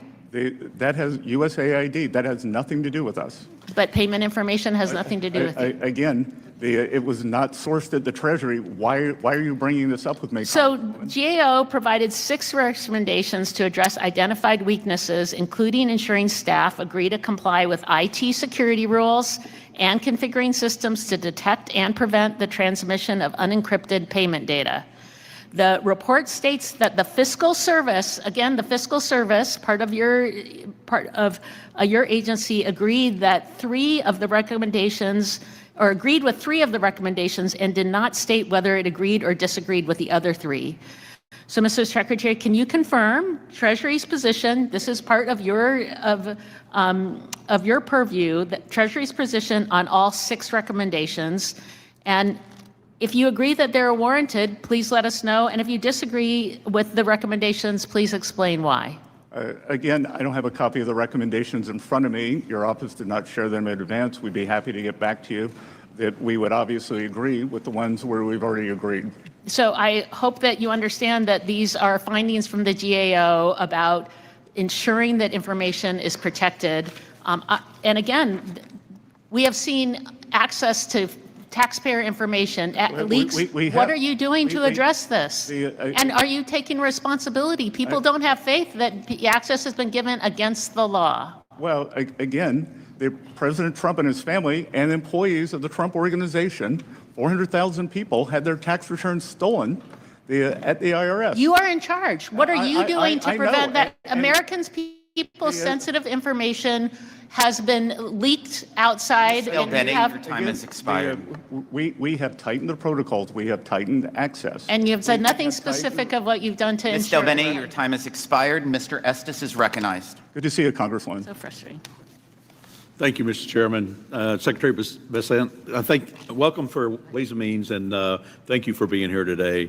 Mr. Secretary, I want to go back to last year when you were here before the committee and the conversation turned to discussions around OECD Pillar 2. There was much discussion about how Congress and the administration could work together to stop the taking of our tax authority by other nations and losing over $120 billion from the U.S. Treasury over the next 10 years. I'm proud to say we're in a much better spot than we were a year ago, thanks to a lot of the hard work by your Treasury folks and the effort we got done there. Side-by-side agreement that you and your team negotiated is an important agreement that protects the American tax base from foreign countries looking to use our economy as an ATM for their own budgets. I know some members of this dais and their allies in the liberal press believe that this agreement gives successful American companies a free ride, but that's simply not true. The reality is President Trump and Republicans in Congress have done so much work on both the Working Family Tax Cuts and the Tax Cuts and Jobs Act to make the U.S. tax code more competitive and cement the U.S. as the best place to do business. Mr. Secretary, can you tell us a little bit about how corporate tax revenue has changed since we passed TCJA in 2017 and thanks to our more competitive tax code? So it's a combination there, Congressman. We are seeing a pickup in corporate revenue, but importantly, where we are seeing the deductions is for the full expensing, both for equipment and structures, both factory structures and farm structures. So you can think of that. When you see that deduction taken, you are actually creating the future tax revenues by building up the productive capacity of our country, and that increases productivity. So, on that side, and on the other side, Pillar 2, that getting this sorted out and making sure that the tax revenue comes into the U.S. Treasury was essential. The U.S. first instituted the global minimum tax, and the Biden administration wanted to supplicate us to other countries and a internationalist tax regime that we were having none of. Yeah, thank you for doing that. Can you give us a little update on how some of the countries are implementing the side-by-side agreement and how we're keeping to move forward on that? We're finding a very, very good partnership, and we are implementing it via our partnership with the OECD and our constant interaction with them. Yep. Well, thank you. And we're going to continue our work to trust but verify that process continues and other countries actually provide fair treatment for U.S. businesses. I want to thank you for your comments and your work you're doing on the digital services tax as well. As you mentioned earlier, I mean, a recent analysis I've seen is that American businesses pay nearly $3 billion a year in foreign DSTs as of now, and it would siphon off $117 billion in tax revenue over the next 10 years. And we need to continue that effort, and I appreciate your work in that regards. We in the United States, both in Congress and Treasury, plan to commit to protect our tax base from foreign attempts to take it. And while we welcome negotiation and engagement based on the foundational principles of taxation, our resolve is absolute. We want to make sure that we continue to provide every tool available, including ones that we may have put on the shelf recently, to ensure our competitive on a world stage. And this is true whether you're talking about Germany with their Section 49, or whether you talk about Italy or Mexico that have been trying to weaponize tax audits or raiding offices and homes and threatening criminal charges against U.S. companies. I want to switch quickly to domestic tax code. Everyday Americans, businesses, and individuals tremendously benefited from our historic tax relief. 97% of taxpayers received a tax cut this past filing season, thanks to no tax on tips and no tax on overtime and increased standard deduction and enhanced senior deduction. And these are American First provisions that have put more money in the pockets of hardworking Americans. I want to recognize some of the changes, and as you've mentioned, in the working family tax cuts had with manufacturing, where there's research and development and capital expenditures that have been able to put in place for long-term growth. I only have a few seconds. I don't know if there's some comments you want to make about the economy and what you've seen over the last year. Congressman, I would say the economy is very strong. We are experiencing a short-term elevation in prices due to the Iran conflict. That will come down. That what the other side doesn't want to talk about is job growth is strong. Except for April, we have seen real wage growth every month since President Trump took office. They don't want to talk about that 2.6% economic growth despite the shutdown in the fourth quarter of last year. And despite the Iran conflict, we will get on the other side of this, and we are creating jobs. And importantly, Congressman, these are jobs for Americans, not the 5, 10, 20 million illegals that flooded across the border during the Biden administration. Well, great. Thank you for being here. Mr. Chairman, I yield back. Mr. Smucker. Thank you, Secretary, we're here. Thanks for being here. Very much appreciate your leadership, and I think you just cited some figures about the economy that are really important. Real wages have been growing under this administration and after the implementation of the bill that we passed. Very different from what we saw under the Biden administration, when people were really feeling the pain of the rising prices because wages didn't keep up. So grateful for, as I said, your leadership. One of my priorities in the big, beautiful bill was the Section 199 deduction, making that permanent. I've heard from businesses about how that's affected their investment decisions when they have that permanency ahead of them. So, and how they're doing is really important to every community that they reside in. And so I'm very proud of what we've been able to accomplish. I do want to very quickly, another of my priorities was direct primary care. I've employers in my area using direct primary care as a way to provide better access to health care. We wanted to ensure that contributions to HSAs by employees are tax deductible. That was in the bill. We also wanted that to extend to employers, and I think there's some question about that as Treasury is putting together their guidance on that. So I just wanted to hear from you whether you agreed and whether you could assure us that Treasury's guidance will allow that to be deductible for businesses as well. We are working on that, and that has been, HSAs have been a very powerful tool, and we've seen the take-up 37, 40-something%. So we will work on that and get that guidance out, sir. Yeah, I hope that we go with that initial intent, which was to make that deductible for employers as well. So thank you for that. Wanted to, you had, I have to pull this up, the statement you made in regards or during the discussion with Schweikert in regards to the debt and the markets that I thought was really good, and I wanted you to expand on that if you would. You said, and I maybe paraphrased just a little bit, but to assure that we have a regular and predictable issuance and cadence, people who are buying Treasury bonds, whether it's U.S. households or foreign central banks, they have to be assured that we're serious about getting our debt and deficit numbers under control. I know you really care about this.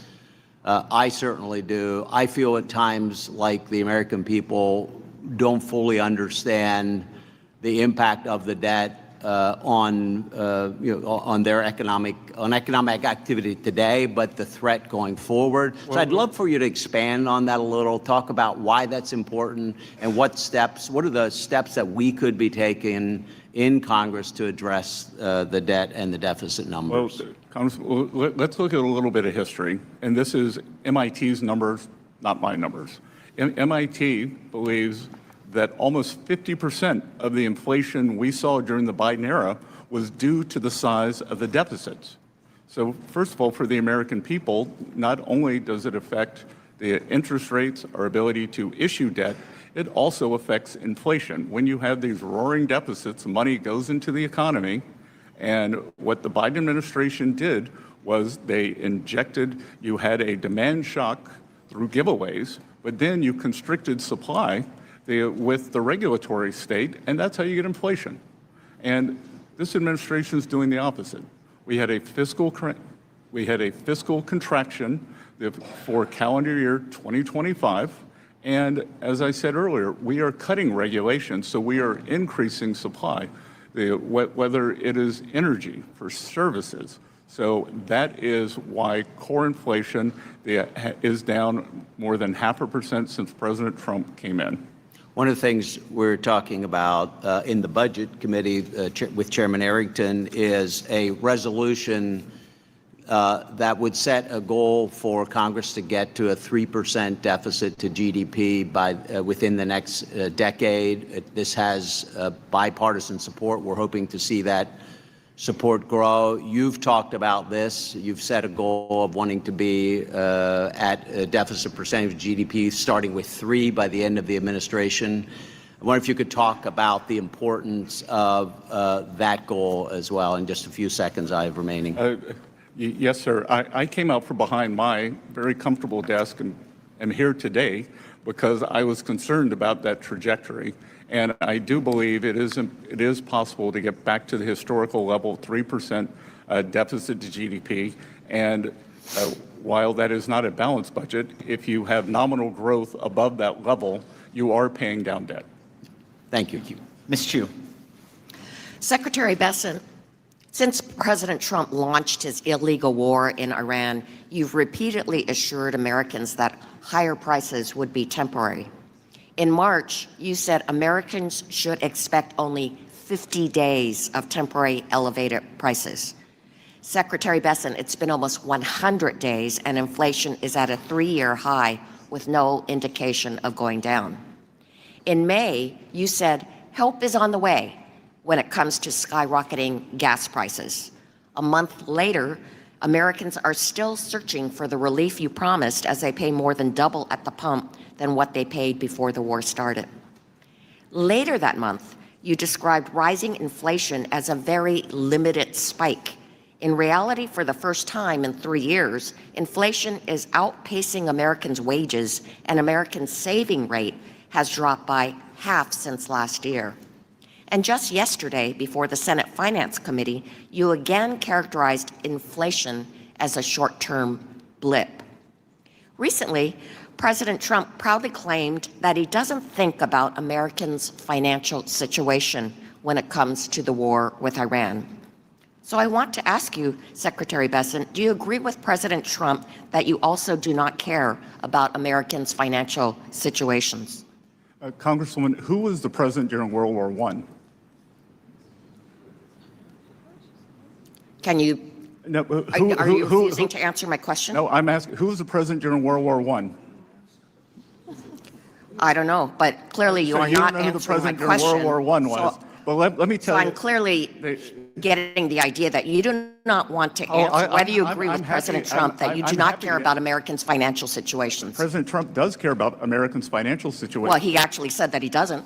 No, that is a truncated thing, like everything is, that he is future-proofing, because I can tell you, Americans' financial situations would be devastated if Iran got a nuclear weapon and there was a permanent shutdown of the flow of energy out of the Middle East. Well, then let me ask you, was your prediction... And I promise you that President I'm taking my time back. I will promise you that President Woodrow Wilson, who was president during World War I, that the Germans did not attack us. That he got into that. It was you're not answering the question, so let me ask this. And I guarantee was your prediction that Americans would face only 50 days of temporary elevated prices wrong? You said that Americans would face only 50 days of temporary elevated prices. Was that wrong, since actually, of course, we're at 100 days now? How much have gasoline prices come down from the peak? 7%. Crude prices are down more than 20, and gasoline prices follow crude prices. Well, then reclaiming my time. Those are inconvenient facts. Reclaiming my time, gas prices are up by 50% since Trump war started, and up nearly 30% from last year. Diesel and jet fuel prices have risen even faster because refining markets are strained. Utility costs have soared due to higher natural gas and fuel input costs, and that means commutes, home heating and electricity, airline tickets, and delivery fees are all more expensive. And how about grocery prices? They jumped more in April than they did in nearly 4 years since when Biden was president. Beef is up by 15%, tomatoes are up by 40%, bread and milk are up 8% and 5% compared to 3 months ago.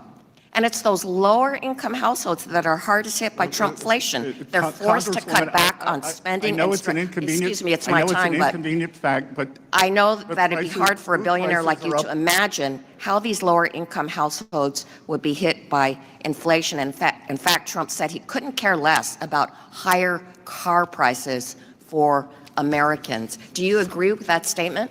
I believe that food prices are up food at home, 2.5% since President Trump took office.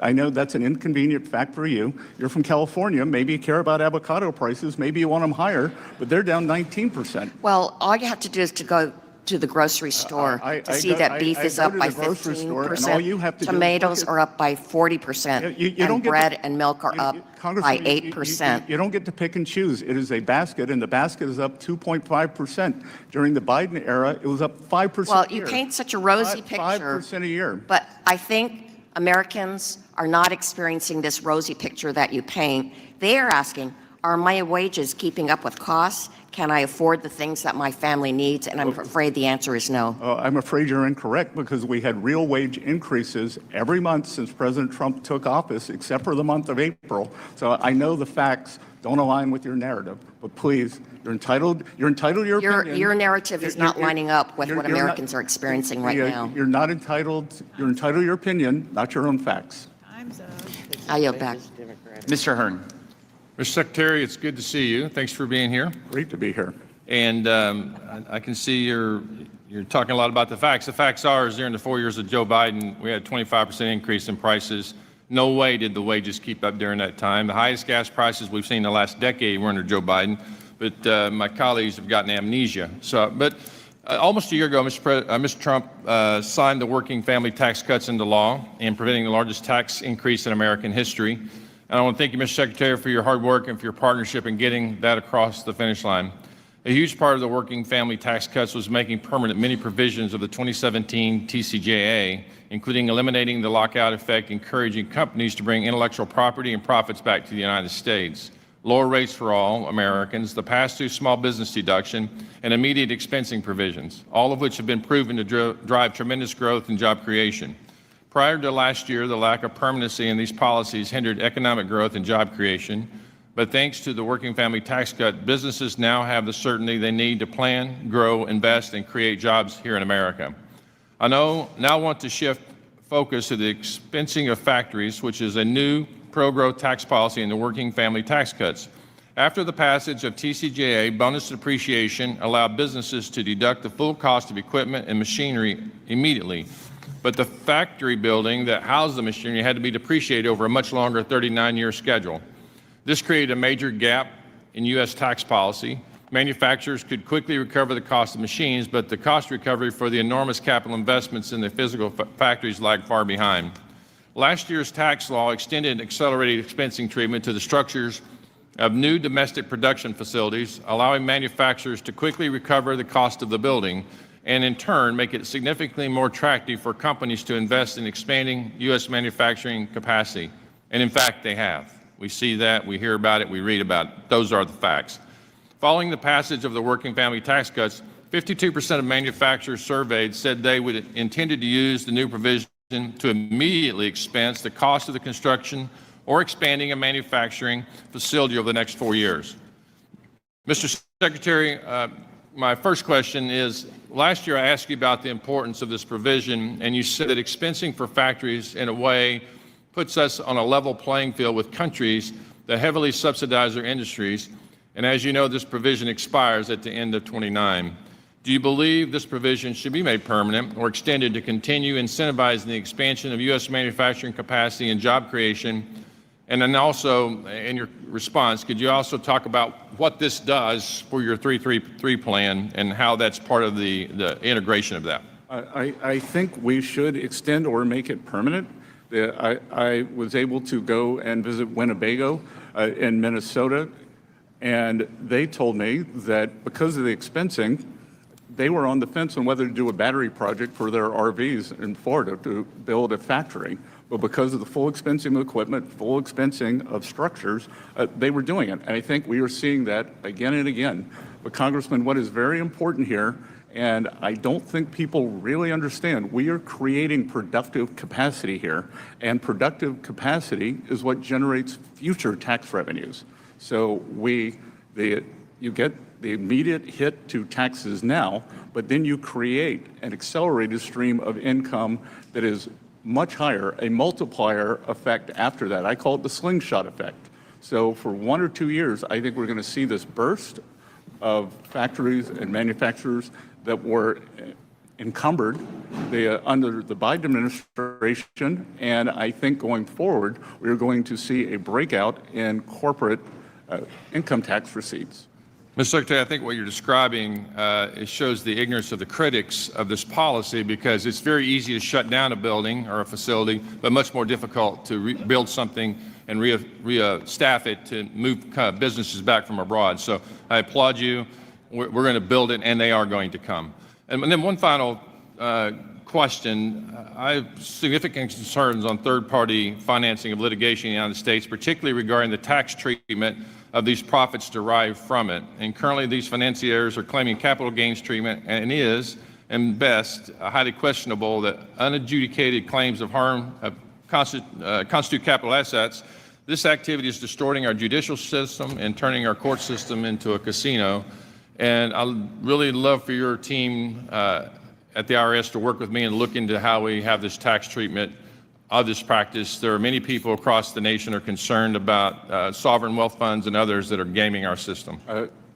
Congressman, I look forward to working with you on that, especially international foreign money that is coming in and gumming up the works and sponsoring these lawsuits in our system. And paying no taxes. And paying no taxes. So I look forward to working with you on this. Thank you very much. I yield back. Mrs. Miller. Thank you, Mr. Chairman. Secretary Bessent, thank you for being here today. I've found it a little disturbing, the animosity and lack of decorum from some of the members of this committee. Common courtesy takes us a long, long way. I'm a lifelong small businesswoman, and I want to emphasize the importance of working with business-minded leaders rather than career politicians who may not fully understand the real harm that bad policy inflicts on everyday Americans, especially back home in my state of West Virginia. The Working Families Tax Cuts provided much relief to our families, our farmers, and our small businesses across the country, and it fulfilled President Trump's promise of tax relief and certainty. One of my priorities has been saving the Gig Economy Taxpayer Act, which repealed the Biden administration's harmful 1099-K reporting threshold of $600, and it restored back to the proven standard of $20,000 and 200 transactions. Can you speak to how much of an effect that this policy had on the tax filings of our hardworking Americans? Well, I think that just speaks to the Democrats. They're not the party of Main Street. They're the, I don't know what they're the party of, but they are bringing this down. I thought that it was one of the most reckless things that had been done, that you were going to create this paperwork for small businesses. Many of them, they have service businesses. And to do this, and the magnitude from 20,000 to 6,000, it just shows a complete tin ear of an administration that probably had a record low business people involved with the administration and what they viewed as business experience.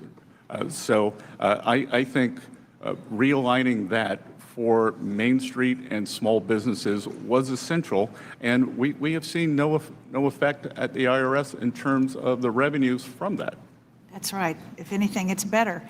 In your testimony, you mentioned President Trump's signature new tax cuts, and specifically the no tax on overtime provision, which rewarded hourly workers by allowing them to deduct up to $12,500 or $25,000 for married couples. This pro-growth policy has helped expand domestic manufacturing in our country and helped hourly workers keep more of what they earn. Have you seen that the no tax on overtime policy benefit our tax filers this past tax season? Representative, I was with President Trump on April 15th in Las Vegas for a rally for tax day for his signature policies, and he asked for a show of support from the crowd. And we were at the home of the service and the tipped income. And actually, the no tax on overtime got a bigger ovation than the no tax on tips. And it's the American way. We had the 75% of the filers make under $100,000, 90% make under $200,000, and the average deduction that was $3,100. And it's the American way. If you want to work harder, you get to keep more of your take-home pay. I was with a group of small business owners out in California near the Reagan Library, and they love it. I was in a local Italian restaurant there. The owner loves it because he was having staffing problems. So now he has experienced staff. He's happy to pay the overtime, and the employees are happy to work the hours. Very much so. Thank you so much. I yield back my time. Thank you. Before I recognize the gentlelady from Alabama, I want to inform members that at the request of our witness, I intend to call a brief recess following Ms. Sewell's questions, and I now recognize the gentlelady for 5 minutes. Thank you, Mr. Chairman. Mr. Secretary, you promised the American people that the big, beautiful bill would lead to big economic boom for the American people. In a statement you made on July 3rd, 2025, after the passage of the so-called One Big Beautiful Bill, you said that the legislation would unleash growth in the American economy. Republicans pledged that it would stimulate economic growth and lead to an additional $2.4 trillion in government revenue. However, the most recent GDP data shows that the economy barely grew in the last quarter of 2025 at a rate of only 0.5% and continues to fall below expectations in the first quarter of 2026. Time and time again, you told the American people not to believe their own eyes or what's in their bank accounts. While families have been hit with higher costs from Trump's illegal tariffs and his costly war on a war of choice in Iran, this administration continues to insist that the economy is thriving. The reality, sir, especially for the folks that I represent in Alabama, is that you forecast a 5.4% growth in GDP for the fourth quarter 2025 and only delivered a 0.5% growth. The reality is that wages have fallen behind rising inflation and that job growth dramatically slowed down since Trump took office. Mr. Secretary, I'm asking you rhetorically the following questions. I ask you, why was your analysis so wrong? And I'm asking you rhetorically, since you've shown yourself not to be able to answer questions on this side. So let me try to answer it. Could it be that Trump's illegal tariff or the cost of the war of choice in Iran were the reasons why your analysis was off? Whatever the reason, I want you to know that the people that I represent in Alabama are hurting under this economy. Prices in Alabama have fallen by 3.6% over last year. Energy prices are up 18%, and exports of Alabama products and services have dropped by $3 billion since President Trump took office. In addition, the Iran war has cost American households over $100 billion.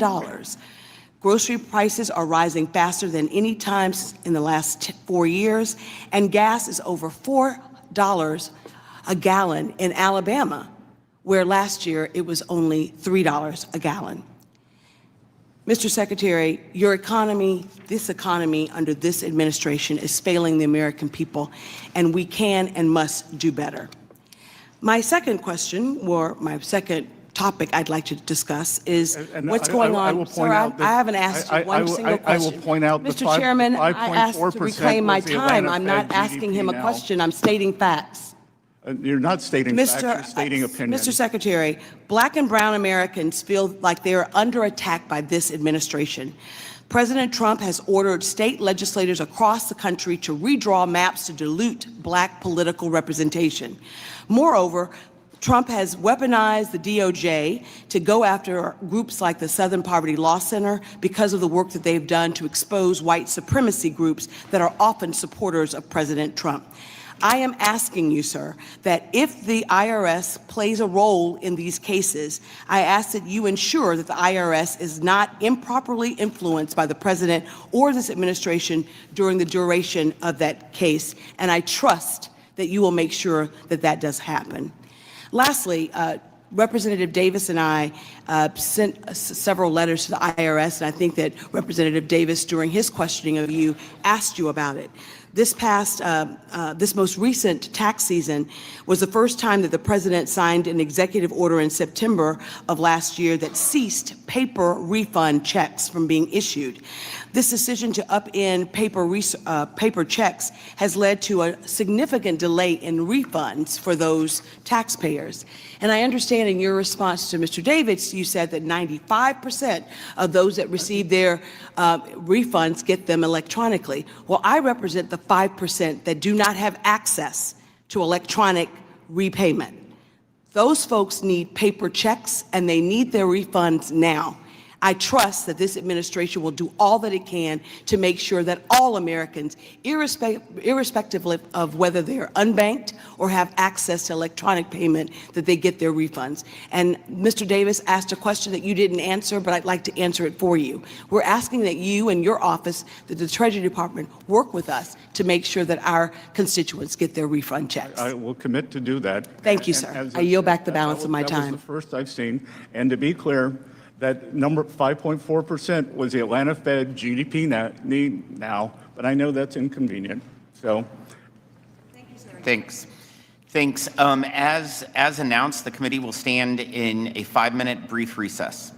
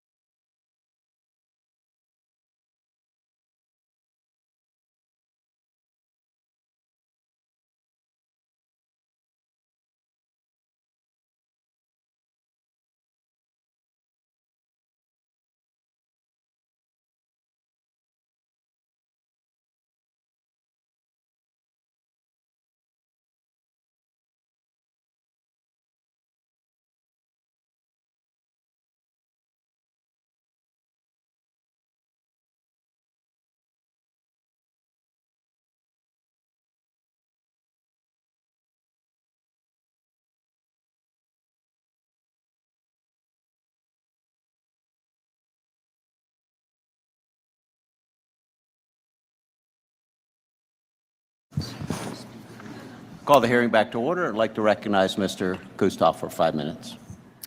Thank you, Mr. Chairman. Thank you, Mr. Secretary, for appearing today. I do want to thank you for your service and for your leadership in the Working Families Tax Cuts, the One Big Beautiful Bill, which I think is one of the most significant pieces of legislation that we've produced in this institution in a long, long time. If I could, and I know that you've been asked earlier by Congressman Buchanan about Section 199A, but I would like, if I could, to go a little bit further with you on that. Obviously, we made permanent in the One Big Beautiful Bill of the Working Families Tax Cuts Act a provision that gave a 20% deduction for those small businesses. When we looked and were considering the policy, of course, we had given a permanent deduction or rate for those C Corps at 20%, 21% rate. But we were looking at parity as it relates to those small businesses. First, if I can ask you to give, in your opinion, the effect of the permanency for those small businesses and for the pass-throughs. And then secondly, if I could ask your opinion about a bill that I've introduced, the Small Business Tax Cut Act, which would actually increase that deduction from 20% to 23%. Congressman, we are clearly the party of Main Street, and nothing is more Main Street than putting small businesses on par with big business. And what we are seeing is the great certainty. For many people in small businesses, many of them mortgage their homes for these businesses. So it is the certainty that enables them to invest, to hire people, to plan for the future. And I think we are going to see that. The other thing that we are doing at Treasury is trying to unleash our small banks, because small and community banks are the lenders to these companies. So we believe that for many years, regulation was not tailored, and the small banks, it was too big to fail. Small banks became too small to succeed. So I think the combination of the certainty and the Main Street lending, we're really going to see the flourishing. Good. And would there be a benefit to small business to raising that deduction from 20% to 23%? We're happy. Our Office of Tax Policy is happy to engage with you and your staff on that, sir. Thank you very much. Mr. Secretary, as it relates to rates and yields, think about the bond market. And I was looking at some quotes from the Clinton era, specifically James Carville, if I could quote him. This is him talking about the bond market. He said, "I used to think that if there was reincarnation, I wanted to come back as the president or the Pope or a 400 baseball hitter.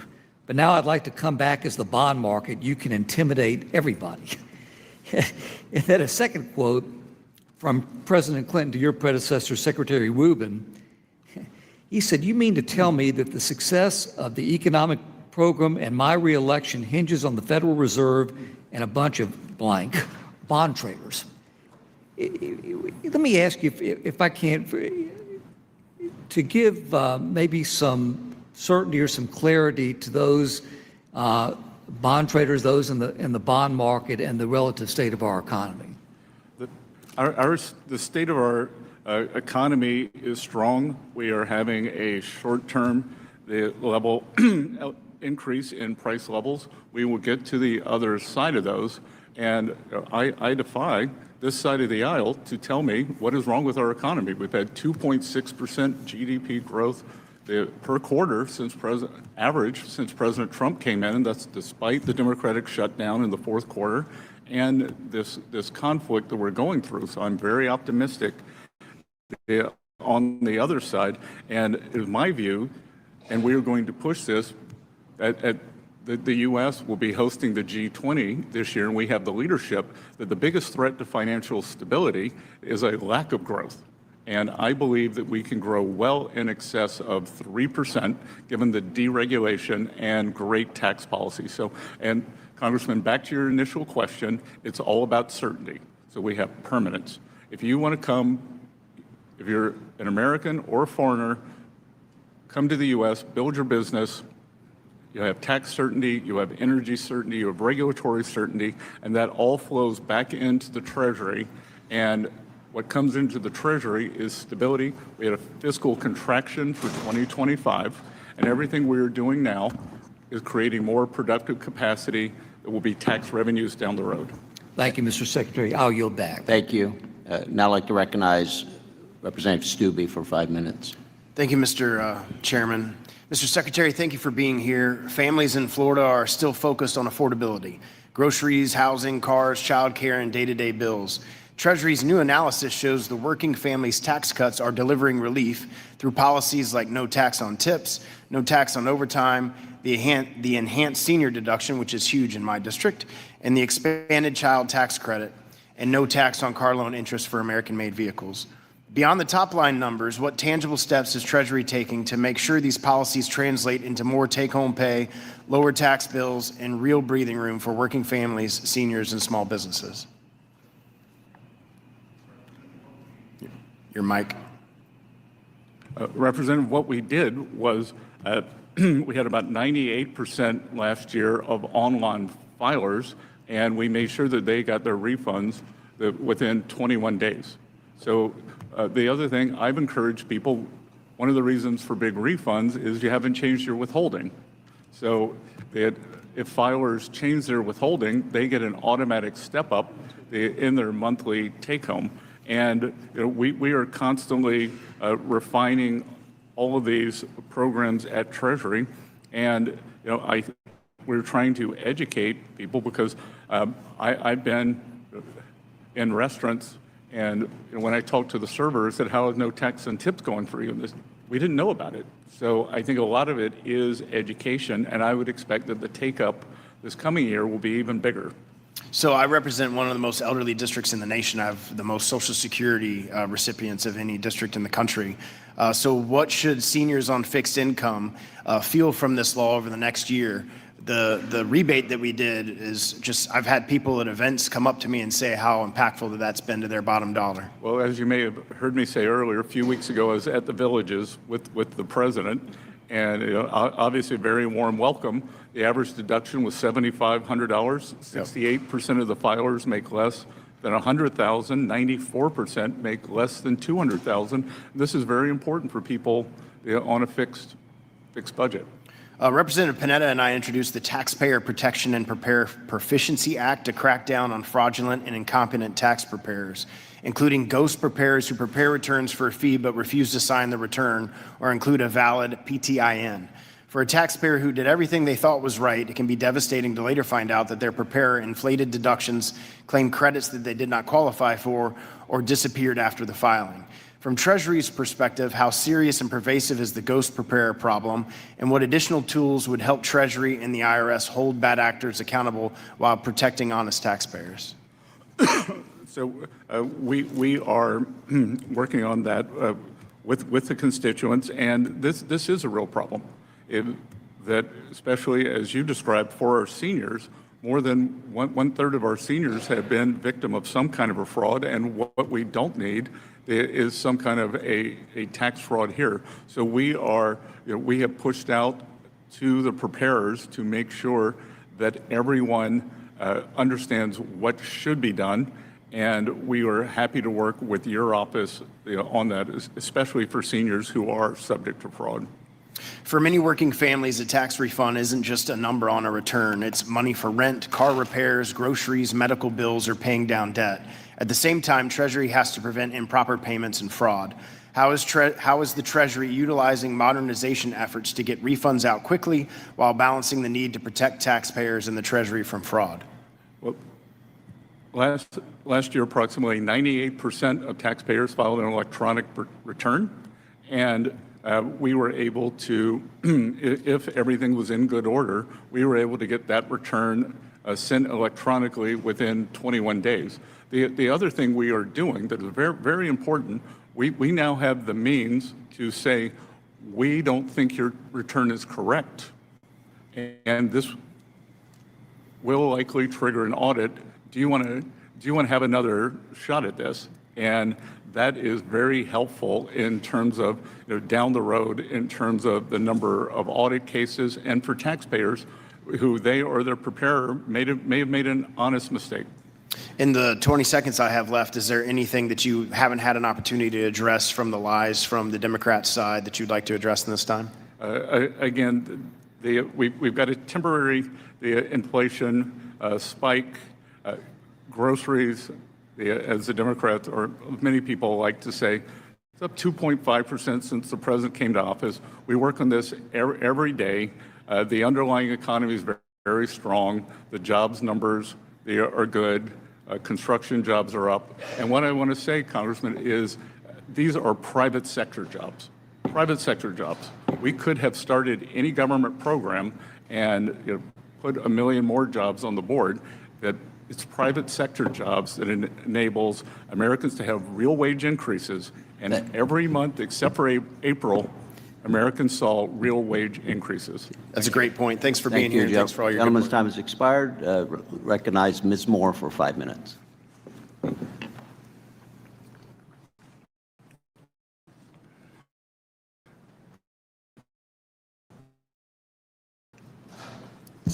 Mr. Chairman, thank you, Secretary, for appearing and indulgence for this very long hearing.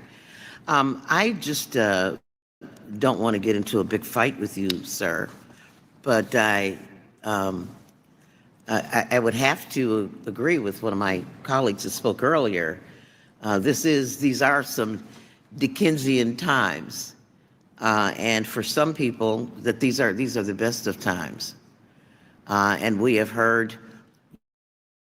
you reiterate over again about how strong the economy is, how this inflation is very short term, how job growth to you looks promising. Good thing the jobs reports comes out tomorrow instead of today.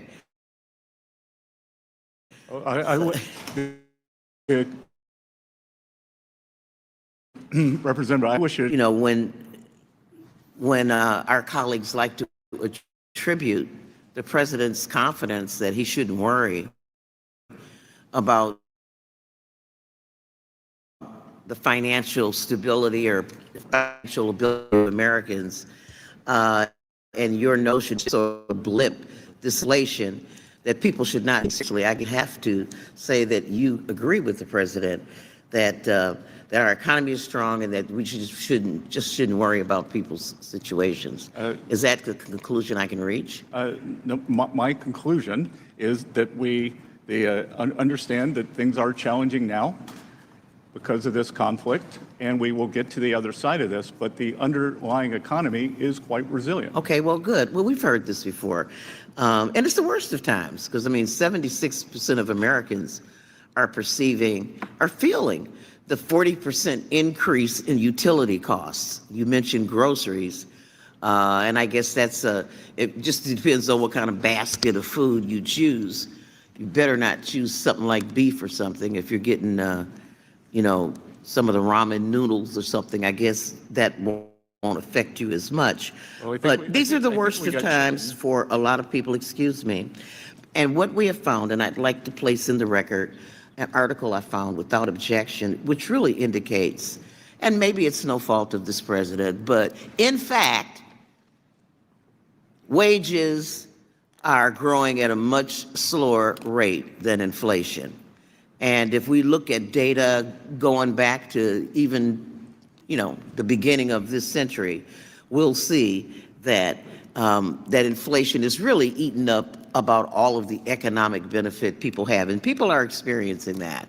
When your utility bill goes up 40%, we've already paid, what is it, 48, just since this war, this blip, people have paid $43 billion more in gasoline costs. And people are feeling some pressure from that. I want to just change the subject, Mr. Secretary, and talk a little bit about the tax credit for the private school fund.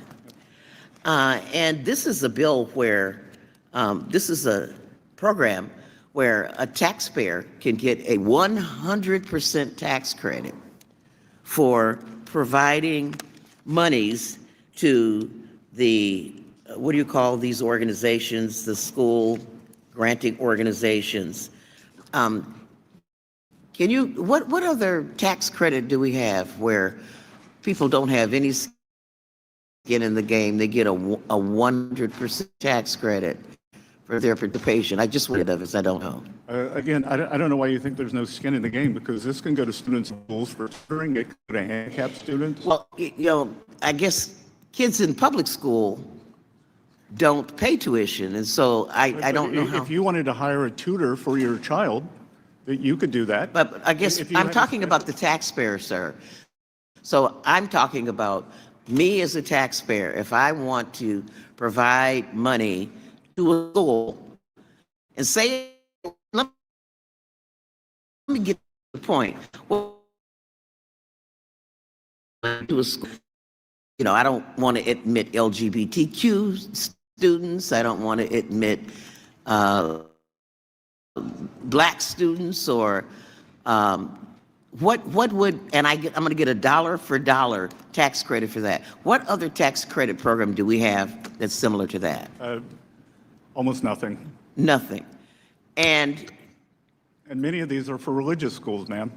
Exactly. And so this is sort of an inequity we're building into the system. And my time has expired, but I just want the record to reflect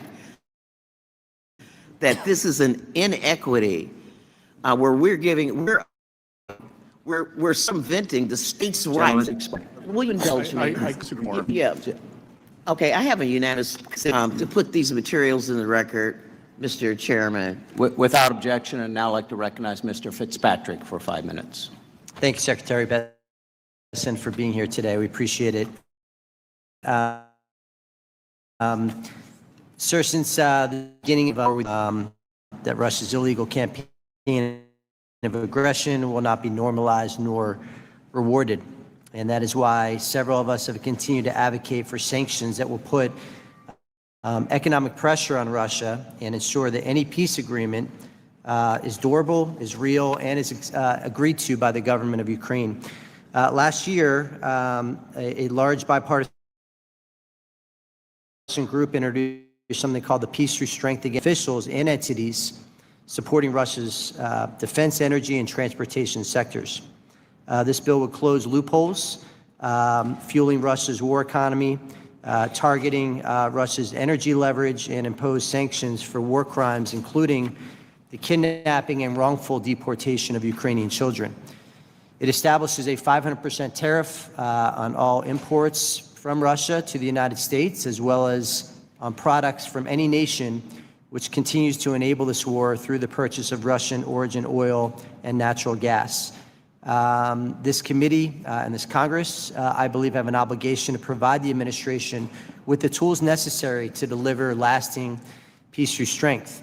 On May 18th, the Treasury announced a further 30-day extension of sanctions waivers permitting the purchase of Russian seaborne oil, citing the need to support energy vulnerable countries affected by the supply chain disruptions in the Gulf oil markets. And while it was intended to address energy shortages, the waiver has the potential to enable continued Russian oil exports that generate revenue for the Kremlin, revenue that could be used to sustain Russia's ongoing war effort. So, Mr. Secretary, again, thank you for being here today. Just on that point, what safeguards are in place to prevent the Kremlin from using this extension to fund its war against Ukraine? Can you expand on the rationale for this waiver and potential for there to be financial benefit to Russia in this war effort?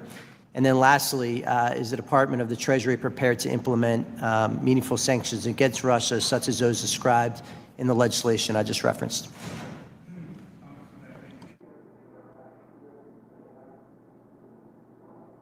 You have to step back and think, are you willing to put a 500% tariff on China? Because all I've heard, especially from the other side, but many on our side, were how tariffs are inflationary. I don't believe they are, but a 500% tariff is an embargo. So I am the highest ranking U.S. official in this administration to have visited Ukraine, so do not mistake my skepticism for this for a lack of support for the Ukraine. And let's go back and look at the sanctions regime. The Biden administration was weak, and weaker on Russia's sanctions. There were exemptions. If I were to score 0 to 10, the sanctions level was 3%. And then probably the worst national security advisor in history, Jake Sullivan, on his way out the door in January of 2025, raised what I would call the sanctions level from a 3 to a 6. So the Trump administration could adhere to those sanctions, and we have. In October of 2025, President Trump asked me how could he really turn the heat up on Russian Federation, and I said, you could do what no one else has done, sanction Lukoil and Rosneft, and that has been done. So make no mistake, Congressman, that this administration has been tougher than any country in the world on the Russian Federation. And the Europeans, I believe that they are on their 20th sanctions package now, which they're very proud of, but I believe that means their other 19 have failed. So just to follow up, Mr. Secretary, do you believe that and this is an open-ended question, that's why we're having this conversation, do you believe that the current sanctions structure is sufficient? Do you think any changes need to be made to that? And if you could address the issue of the waiver as well. Well, with the waiver's done two things. It has kept overall global energy prices lower.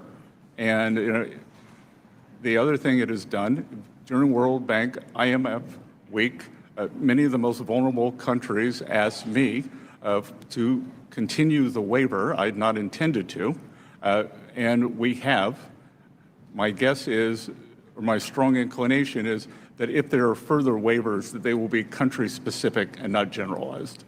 And the Russian Federation has seen very little incremental revenue because of the waivers. Their oil was always going to China, and now the oil can go to our allies. Gentleman's time has expired. I'd like to recognize Ms. Tenney for 5 minutes. Over here. Thank you so much, Secretary Bessent, for being here. And while we're on the energy topic, I do come from New York, where we've banned natural gas drilling, and we're talking about affordability. We still haven't hit the peak gasoline prices in my state that we had under the Biden administration, and we weren't dealing with a conflict in the Middle East. We didn't deal with the democratic shutdown of our Department of Homeland Security last fall. We also didn't kill the Keystone Pipeline, banned all new oil and gas leases, and also restrict leasing on 13 million acres of land in Alaska. And the Biden administration was only able to bring prices down by releasing 50 million gallons in November of 2021, another 180 million gallons, a million per day in March of 2022, and that was the only reason our gas prices came down. So as a New Yorker who's very sensitive about energy prices and really bad energy policy that's driving up the costs in our state. And you can look, I think if you looked at some of the stats you've put out, if you just took out New York and California, for example, the prices would probably be substantially lower on average, and actually your numbers would look even better. So I just want to say thank you for recognizing some of those things that I think my colleagues on the other side haven't seen. But I do want to give you... And Congressman, I would say that no one likes paying higher electricity prices, but that is a state issue, and it is really a red state, blue state issue, because blue states have not built new capacity, and red states have. So it is a regulatory morass that we see, unfortunately, in great states like New York, and what the people are subjected to. Absolutely, and it's a transmission issue and a pipeline issue and an access issue and lack of common sense. But let's talk about the positive things, because we want to talk about the HR1 and your help in getting that across the finish line. Obviously, it was a monumental piece of legislation building on 2017 tax cuts that I actually was in Congress for and voted for, and we are grateful to you and your department for making that happen.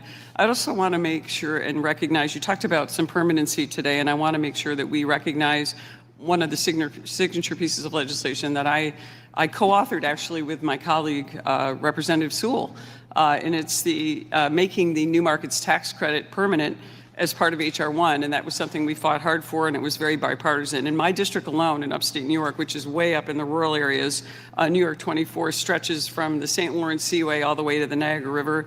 The new markets credit has delivered over $38 million in total project financing, supported by over 350 full-time jobs, and has brought real investment to communities in our region that Washington often forgets, and we appreciate you for that. And the permanency also, it really helps our rural communities, especially low-income neighborhoods, and oddly enough, very similar communities that Ms. Sewell has in Alabama. So we want to thank you for that.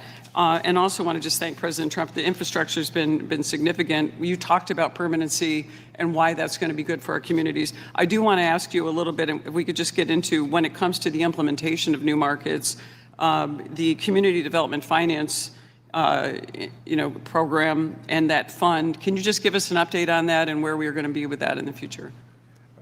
In terms of the CDI? CDI, yeah, where we are with CDFI and how, and that looks like we're moving full speed ahead on that. Yep. So the OMB apportioned the funding for fiscal year 2025, and we had to restore accountability.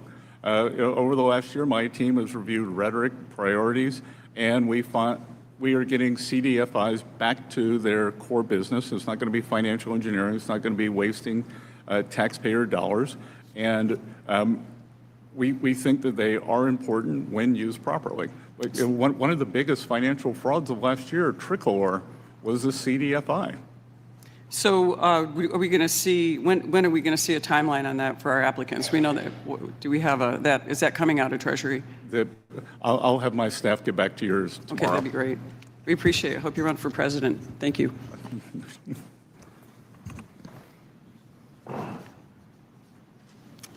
Thank you. Now recognize Mr. Boyle for 5 minutes. Thank you. Mr. Secretary, a few days ago, the White House Director of National Economic Council, Kevin Hassett, said, and I quote, "People are spending more on gas, but they're also spending more on everything else, not just groceries, but restaurants and so on." I think that's a sign you see when people are optimistic about the future. I was wondering if you agree with your White House colleague that people spending more on everything else is just a sign of great optimism. I think high discretionary spending is likely what Director Hassett meant. And you consider spending on groceries discretionary? Or gas discretionary? I didn't say gas. Did he say gas? Yes, that's correct. Right. I'll read the quote again. "People are spending more on gas, but they're also spending more on everything else, not just groceries, restaurants, and so on." That's optimism. So everything else would be discretionary spending, Congressman. Well, It would be. well, I'll tell you what, we can I will settle, tell you no, that- excuse me, reclaim my time. I can settle how the American people are feeling about this economy because I have the data on it right here from Fox News just the other week on the president and this administration's handling of the economy. 71% of the American people disapprove, including 40% of Republicans. On the president's handling of inflation, 72% disapprove. They disapprove, in fact, by a 3-to-1 margin over approval. So do you agree with the American people, or are they just wrong? Look, the American people were torched under the Biden administration. Oh, my God. I wish I had $1 for every time you or someone on the Republican side brought up Biden's name. If I did, I might have as much money as you have, Mr. You Secretary. would have lost 22% of your purchasing power because that's what happened. So the American people are wrong. The fact that by a 3-to-1 margin, they disapprove of this president and your performance on the economy. They're wrong. The Democratic House has 17% approval rating. No, I understand why you don't want to answer the question. So let me, I forgot to mention, reclaim my time. I forgot to mention, consumer sentiment is at an all-time low. So the numbers on the approval rating of this president of the economy are the lowest since the Great Recession.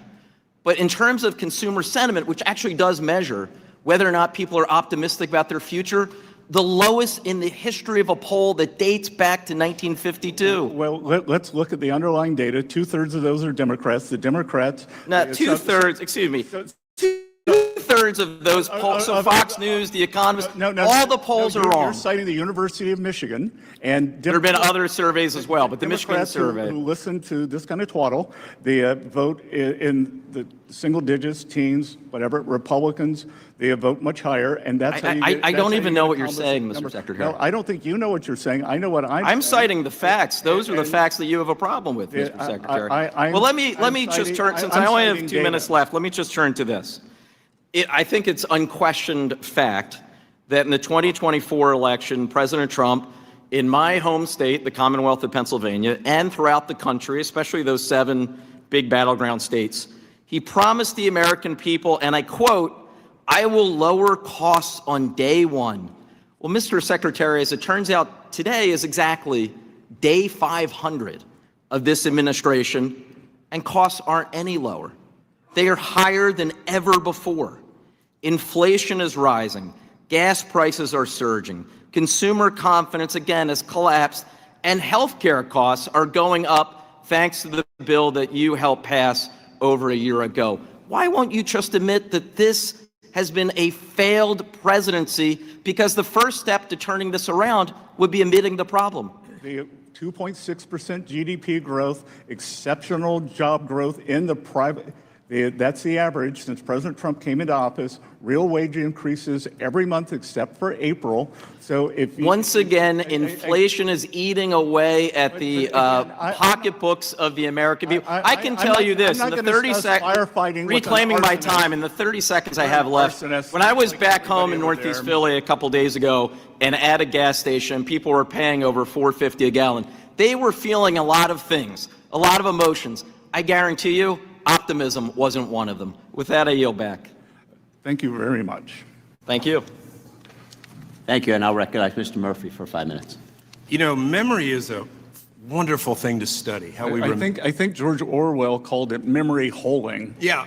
So it's really hilarious, I think, actually sad and pathetic on another hand, that people don't remember. You know, I'm sorry that people get triggered when they talk about the former president, but 21% cumulative inflation during 4 years, which I think, maybe you're smarter than I am in this regard, contributes a lot to what's going on. Now, that said, I think it's actually pathetic that the other side of this dais places more concern about talking about gas prices. They didn't talk about gas prices during the last administration when they were higher actually than they were now, but they placed more concern about that than the fact that their children and grandchildren might get irradiated by a nuclear weapon one day. And we're actually finally doing something about that. I couldn't agree more, Congress. As someone with children who hopes to have grandchildren one day, President Trump is future-proofing this Iranian regime against having a nuclear weapon. And the short-term challenges that we are seeing now, it would be nothing compared to that. Yeah, and you know, I totally commiserate those, especially lower income individuals where it's harder right now. Absolutely, understand. But if we look back on one of the great historical lessons of Britain during the Battle of Britain and the things that they took on to save the fact that they didn't want to be destroyed by Nazi Germany, the same thing that we don't want to be destroyed by a radical Islamic regime, which is in their constitution to do so, then hardships sometimes are challenging. I think the best analogy here is World War I, that Germany hadn't declared war on the U.S. We just knew that it was a menace, that there was a cancer that had to be stopped. And we have cut the head off the snake. Everyone should remember the number of Americans who have died at the hands of the Iranians since 1979. They are the world's leading sponsor of state terrorism, whether it's the USS Cole through their proxies, whether it was the barracks in Beirut, and on and on. And yeah, we had a vote yesterday, basically, that was applauded. Not so much, maybe it was anti-Trump, because everything's anti-Trump these days, but it was more pro-Iranian in so many different regards. Nothing against the Iranian people, but the Islamic regime wants to kill Americans, and has done so, as you point out, since 1979. Let me just pivot just a little bit question here, because I would love to have your thought about this. I hear time and time again from the other side that the rich are not paying their fair share. Can you tell me, did the working families tax cuts, was it something just for the rich? No, sir. Under TCJA, that the highest income brackets paid 10% higher.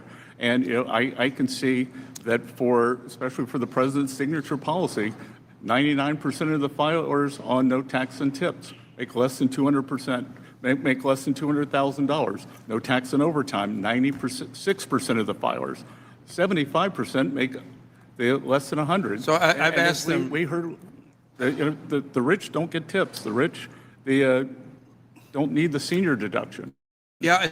So I've just asked them repeatedly, tell me what that percentage is. What is the fair share? The fact that the top 1% donate 1/3 of all the donations in this country.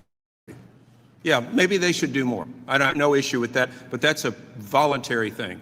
And you've read the book Atlas Shrugged, right?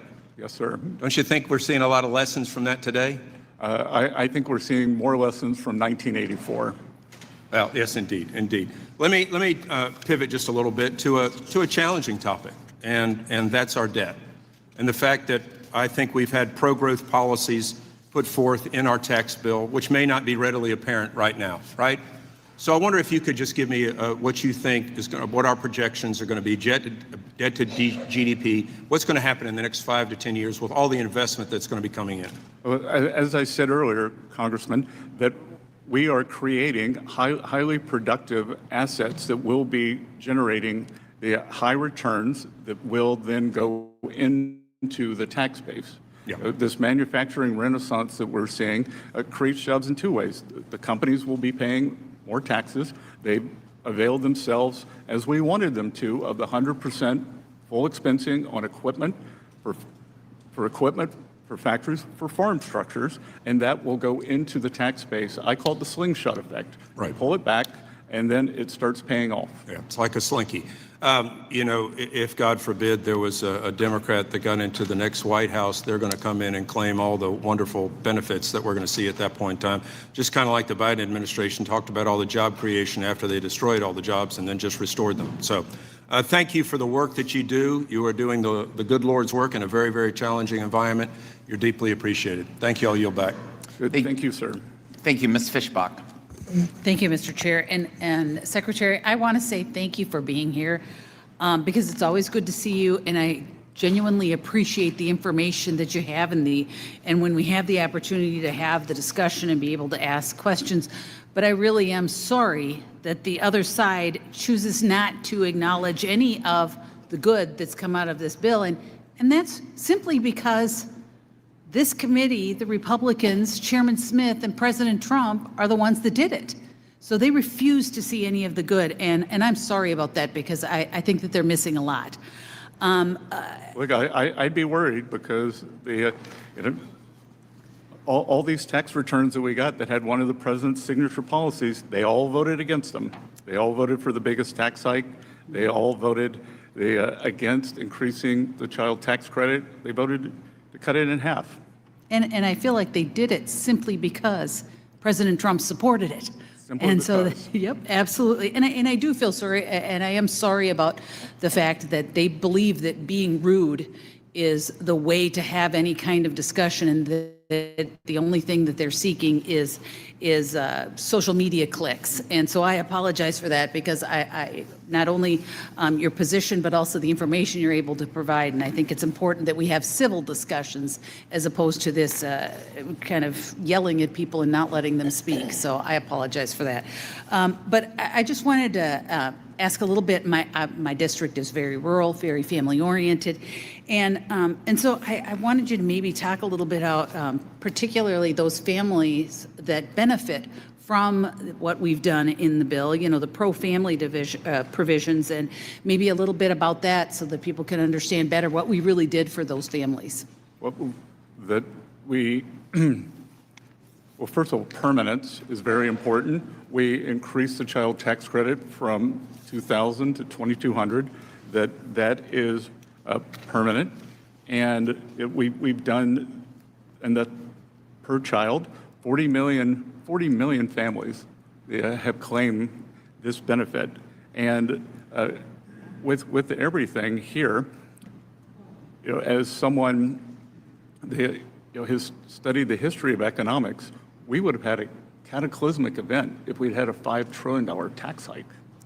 Absolutely, absolutely, and I think it's incredibly important, like I said, to not only to all of the families, and I, like I said, represent a rural area with lots of families, and so I think it's incredibly important that we do provide those kinds of tax breaks for those folks. And what would have happened had we not been able to do that is incredible. And I think we have a barbell here.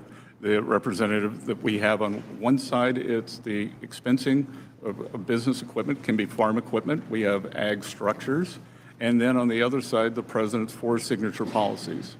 And you anticipated, I think, some of where I was going to go with the ag, but I also did want to, with a little bit of time I've got left, is talk a little bit about the small businesses, because our communities depend so much on those small business. And I think that 199A has been discussed earlier, but I think that if you have anything else to say on how just critical these tax cuts are to those small businesses, because I will tell you, those small businesses are absolutely the backbone of my district. And so if there's anything else you want to add on that. Well, Representative of the Wall Street Journal accused me of being a populist, the firebrand, because I said it's time for Main Street to do well, which I pointed out to them. That's why it's called the Wall Street Journal, not the Main Street Journal.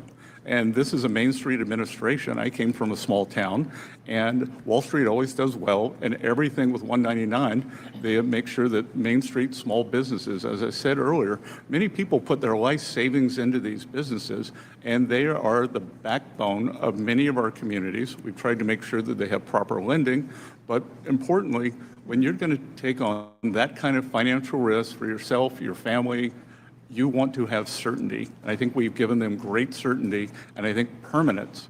I think permanence in these tax cuts, we will never have to call them tax cuts again because they are permanent. Well, and with my remaining couple of seconds, I know that you were invited to Pennsylvania, but I'd like to invite you to Minnesota anytime, and so that you would get outside of the metro area and into the rural areas where these permanent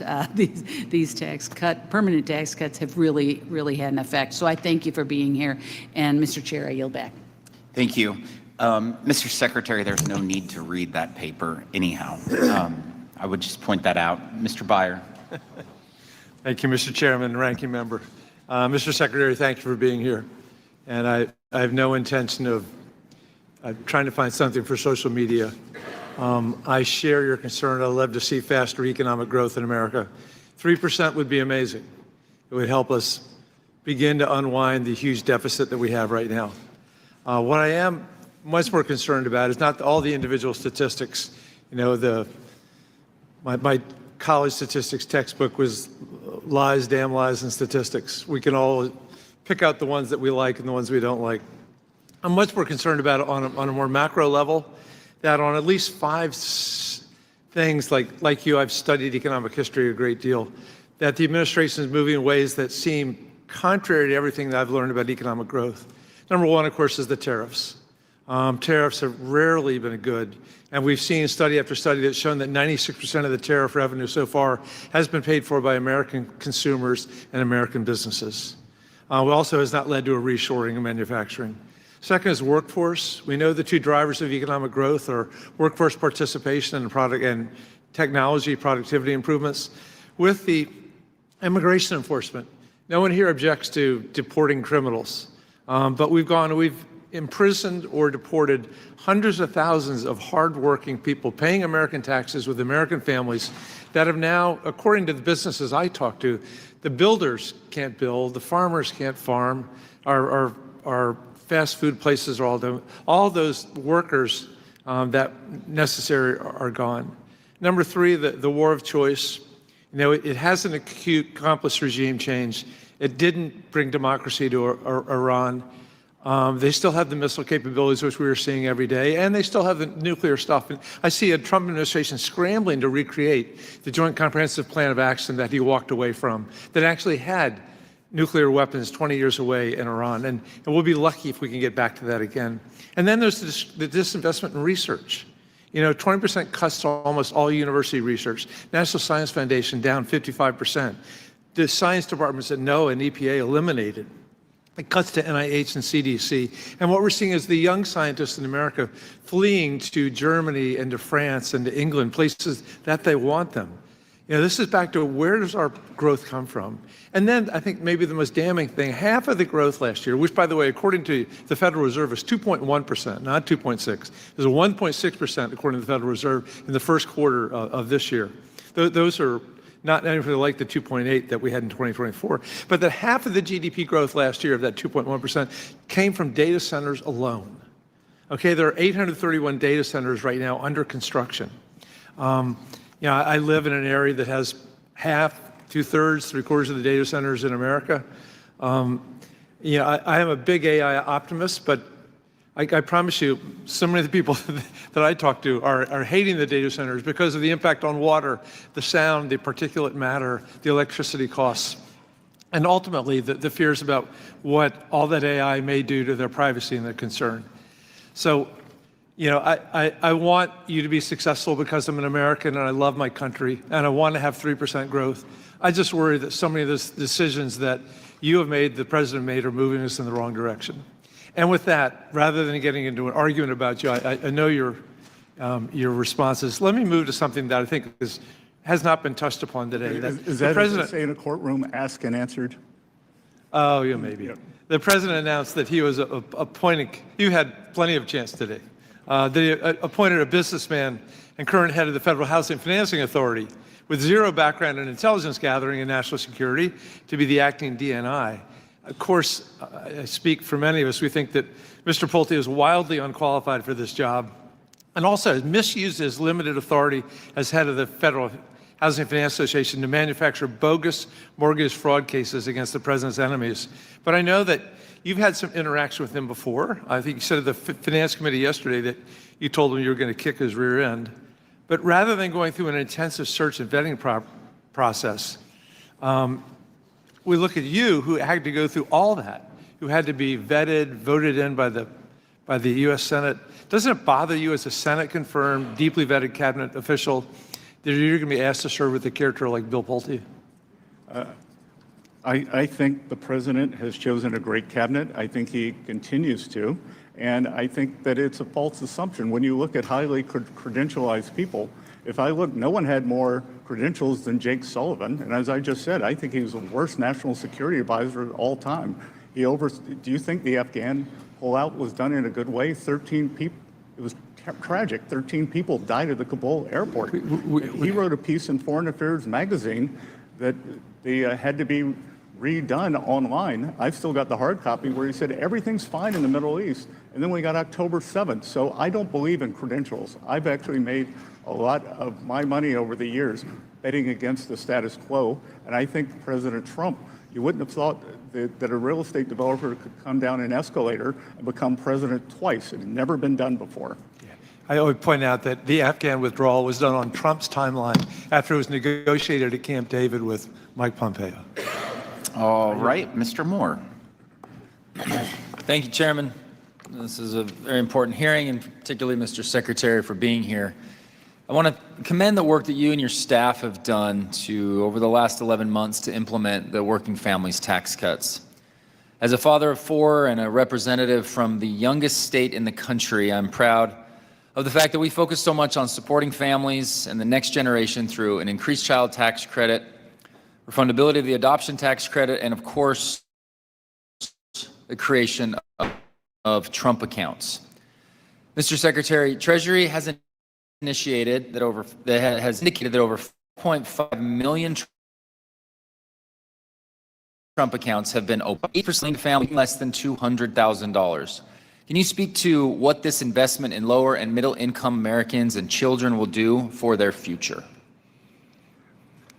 Good. Congressman Moore, thank you for your leadership on this. I think that this is one of the most important benefits for young people, maybe since the GI Bill. 38% of American households have no exposure to our great financial markets. They believe that they are on the outside looking in. I grew up in a rural place in South Carolina. I only knew that something bad had happened on Wall Street in 1929. And I have pushed and pushed for financial literacy. And I think this is going to do two things. We're creating a generation of shareholders that when the program goes live, and we're at 6 million as of this morning, when we go live, July 4th is a Saturday, we'll go live on July 6th, that all those families will be able to look at the app and know that they have a share in our great economy, in our great markets. And we have created at Treasury, we've created learning modules, trumpaccounts.gov. And I think this is going to be the ultimate learning experience. And on the back end of this, that when the children turn 18, they can take it out.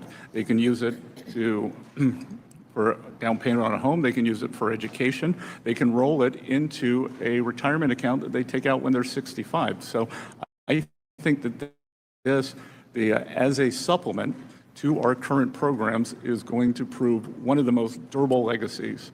You make a point that not enough people had access to it, and I think you and I and many others understand that there was an opportunity to have access, and it only requires a little to make a huge impact in your own life, but getting started is insurmountable to a lot of people. They think, oh, this isn't for us, this isn't for me, and what this does is it makes it so it is literally in front of an opportunity for every single child in America to be able to have it there and have it part of it.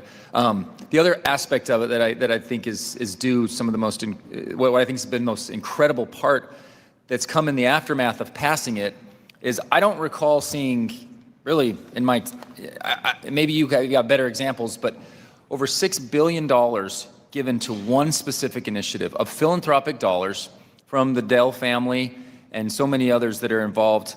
Can you help put this into perspective, how significant and wide-ranging private and philanthropic investment is into Trump accounts? So a lot of excellent points there, Congressman. First, there's this idea of food deserts, that people weren't able to get, or still aren't maybe able to get nutritious food because they're in a food desert. There have been financial service deserts, that people, they don't have the minimums to open some kind of a non-bank account where they can get access. So I think that this is curing that. This is a free, low-cost, no-cost entry. If your child's born during President Trump's term, you get $1,000. But as you highlight, I think that this is a change in philanthropy. Foundations, great philanthropists like Michael and Susan Dell can donate directly to the children of America. No big foundation buildings, no annual gala, no speakers, straight to the children of America. And what Susan and Michael have done, that they are giving to they have excluded the top 20% of zip codes in America. They're going to give to every eligible child in those zip codes. It will be $250 per account. That's what the $6.25 billion, and we have more and more philanthropists who are coming on board all over the country. We have major corporations that are doing it for their employees. People can adopt school districts. They can adopt zip codes. They could adopt states. I think we're going to see foundations, and many state governments are getting on board. So we have created the delivery device and the holding tank for this, and I think it's going to explode. It's galvanized so much more than I think people even expected it. The group that's been involved with this, Invest America, from the start, getting it to where we are. It's been an absolute honor to be able to work with your team on this and look forward to some of the best opportunities. Like I said, I have 4 young boys under 13 years old. I was at their age when I learned the concept of a checkbook. They're going to be able to learn the concept of compound interest and how just a little bit now is going to affect them later. And I yield back. Thank you. Ms. Beth Van Dyne. Thank you very much, Mr. Chairman. Thank you, Secretary, for joining us today. I think it's safe to say that you have probably worked as hard as anyone over the last 18 months, and no one has done more for the American people than this administration and this Treasury Department. Mr. Secretary, when President Trump took office, what were the biggest economic challenges facing the administration? Well, we inherited a mess. We had the worst inflation in 49 years, and I think in many ways the worst for working people in our nation's history, because someone was asking me about the inflation indices earlier, that's the average for working families, that it is thought that many of their goods and services inflated as much as 35% with an 18% wage gain. So the loss in purchasing power was tremendous. We were running the biggest deficit to GDP that would ever run, 6.7, 6.9%, when we were not at war, not in a recession, and we had to get that under control. And then everything that was happening to our American workers, from the border being open, and whether it was safety or jobs being taken. So since January of last year, what would you say that the largest economic indicators have been showing the greatest improvement? I would say that every month except this past April, we've seen real wage increases. We've seen, on average, 2.6% GDP growth for the past 4 quarters. And the underlying resilience of the economy, we pulled down the fiscal deficit to GDP. We got it down to about 5.5%, so we had a fiscal contraction and still grew. And Representative, everything all the jobs we're creating, they're in the private sector and they're for Americans. I appreciate you saying that, because the previous administration often pointed to job growth as evidence of economic success, but much of that growth, as you just mentioned, came from the government hiring. So can you explain the difference between in an economy that is driven by government job creation versus that in the private sector? Well, we see the productivity go up, but more importantly, for the people who are getting those jobs, that very, very difficult to create real wage increases. Traditionally, government jobs are indexed to the CPI, so you're just keeping up. That with private sector, people can move up, and we are creating, with the Tax Cuts and Jobs Act, we're having a building boom in manufacturing structures, and that if someone's economically illiterate said to me, well, where are all these manufacturing jobs? Well, manufacturing jobs take time. I was up in my hometown of Charleston, South Carolina. Boeing is expanding their facility there by 50%. It's the Dreamliner production facility. So first you get construction jobs, then you get 1,000 high-paying jobs in the Boeing factory, and we're seeing that again and again. Well, I think the goal of public policy shouldn't be to make government dependency more comfortable, right? But it should be to make economic independence more attainable. And so would you agree that the most effective way to improve a family's financial situation is not through government assistance, but through higher wages and better job opportunities? 100%. And the opportunity to start your own business. And that's what we're seeing too, that in terms of Main Street coming back, that one of the things, I spent my career in the financial sector, and 45% of our small and community banks disappeared since the great financial crisis. Senator Warren likes to say, ooh, we might have a bank failure. She killed 45% of the small banks. Yeah. I think the Trump administration is rightly focused on creating the conditions for private sector growth and for private sector hiring, because every new private sector job represents an American who is less dependent on government and more empowered into their own future. And I think as Congress considers policies that encourage work and reduce dependency, I do believe that we have a responsibility to connect people with opportunity. So I'm going to ask you, what are you doing on August 6th? I'm not even sure what I'm doing. Let me tell you, for the 5th consecutive year, I am hosting what has become the nation's largest job fair. Last year, we had over 500 businesses that represented over 33,000 jobs, and we had about 35,000 people came last year to Globe Life Field, and we're going to do it again this year, August 6th. And we would love to have you there. I am formally inviting you right now to attend. Because if you want to know about economic policy, don't ask anybody in Washington. Ask the single mom who now has a job that pays the bills. Ask a vet who now finds a new career. Ask a worker who can get off economic, government, federal assistance because he's got a job that has given him a new opportunity. These are the real scorecards that I think that we should be looking at. Well, I was just in Texas a few weeks ago. I'm going to be there next week, and that is the land of opportunity. I appreciate you saying that. I think the clearest measure of a successful domestic policy is whether Americans believe opportunity exists. And I think on August 6th, over 35,000 people are going to walk into Globe Life Field looking for not for government assistance, but looking for jobs. And over 500 businesses will be there because they need workers. And to me, that's the strongest real-world indicator that President Trump's economic agenda is working. And with that, I yield back. Thank you. Thank you, Mr. Evans. Thank you, Mr. Chairman. Thank you for being here, Mr. Secretary. The Trump-Biden administration is failing at home and abroad. It is not smart investment for the future, and certainly isn't delivering on the affordability agenda American people deserve. The president's policy has left Americans paying more in food and gas and health care and electricity. The electricity price is especially important to me because it's related to the growing concern around the cost of data centers and future investment in energy. Meanwhile, the Trump administration has said he does not care about the financial situation of Americans. He has called the gas price peanuts. While the GOP focuses on policies that make money for Trump and his allies, working families are paying the price. So I say to you, Mr. Secretary, obviously, there's concerns that we all have. A different view, I want to share with you the view that I'm having and living with and hearing my constituents talk about.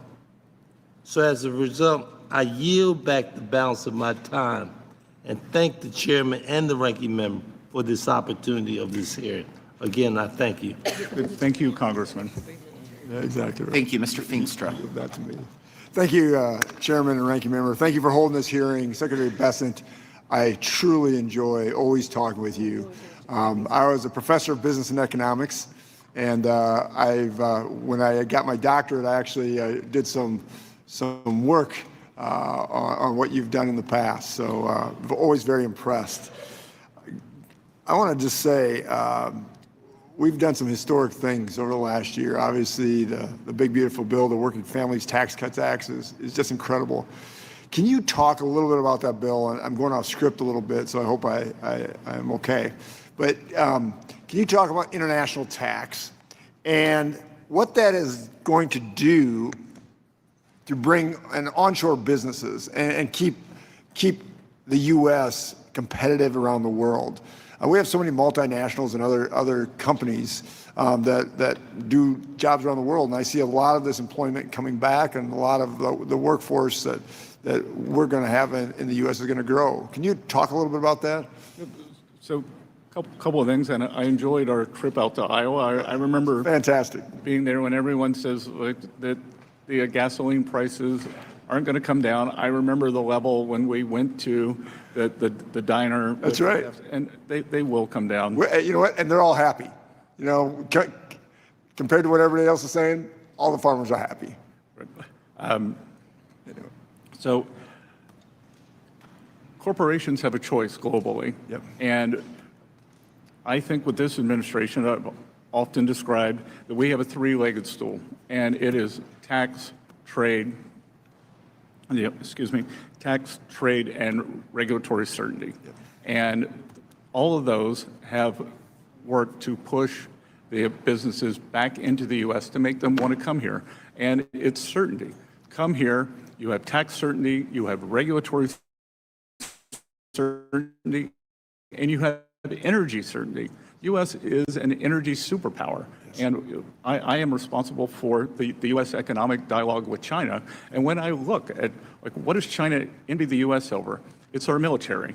It is our economic system and the strength of the dollar. It is our innovation, and it is our energy. And we can't take those for granted. And all of that centers around the tax policy and this immediate expensing. It's my belief that in China, they spend about 4% of GDP. They're subsidizing industry. That's right. So we aren't command and control economy. What we tell people, I don't go through the S&P 500 and say, you need a loading dock, you need a new assembly line. We just give companies 100% expensing, and they can do what is best for them. And it's capitalism. I mean, it works well. And like you said, we're not giving anything like China is. I mean, it's just phenomenal. It's just immediate expensing, and that's just a timing issue.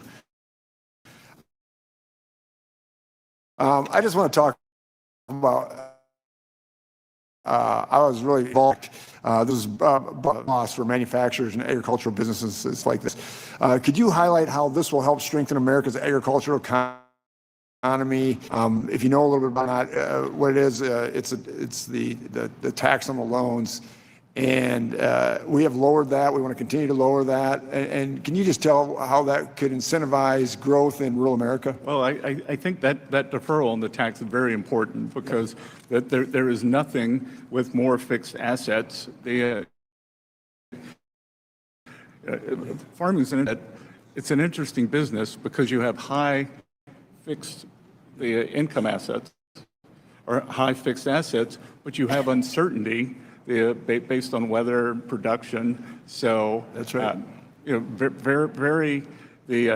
is a lot of uncertainty, and this brings much more certainty in terms of cash flow to those farms. Yes, absolutely. Then one final thing, based on farming and stuff like that, I call it the pilfer tax. It's actually government sticking their hand in the grave and wringing a dead person's neck and saying, you owe us 40% in death tax. I'm always appalled by this when somebody passes away and all of a sudden we say, oh, by the way, you owe us 40% tax if you pass land on or that manufacturing or that small business on to the generation. So we did $50 million to President Trump and everyone else done.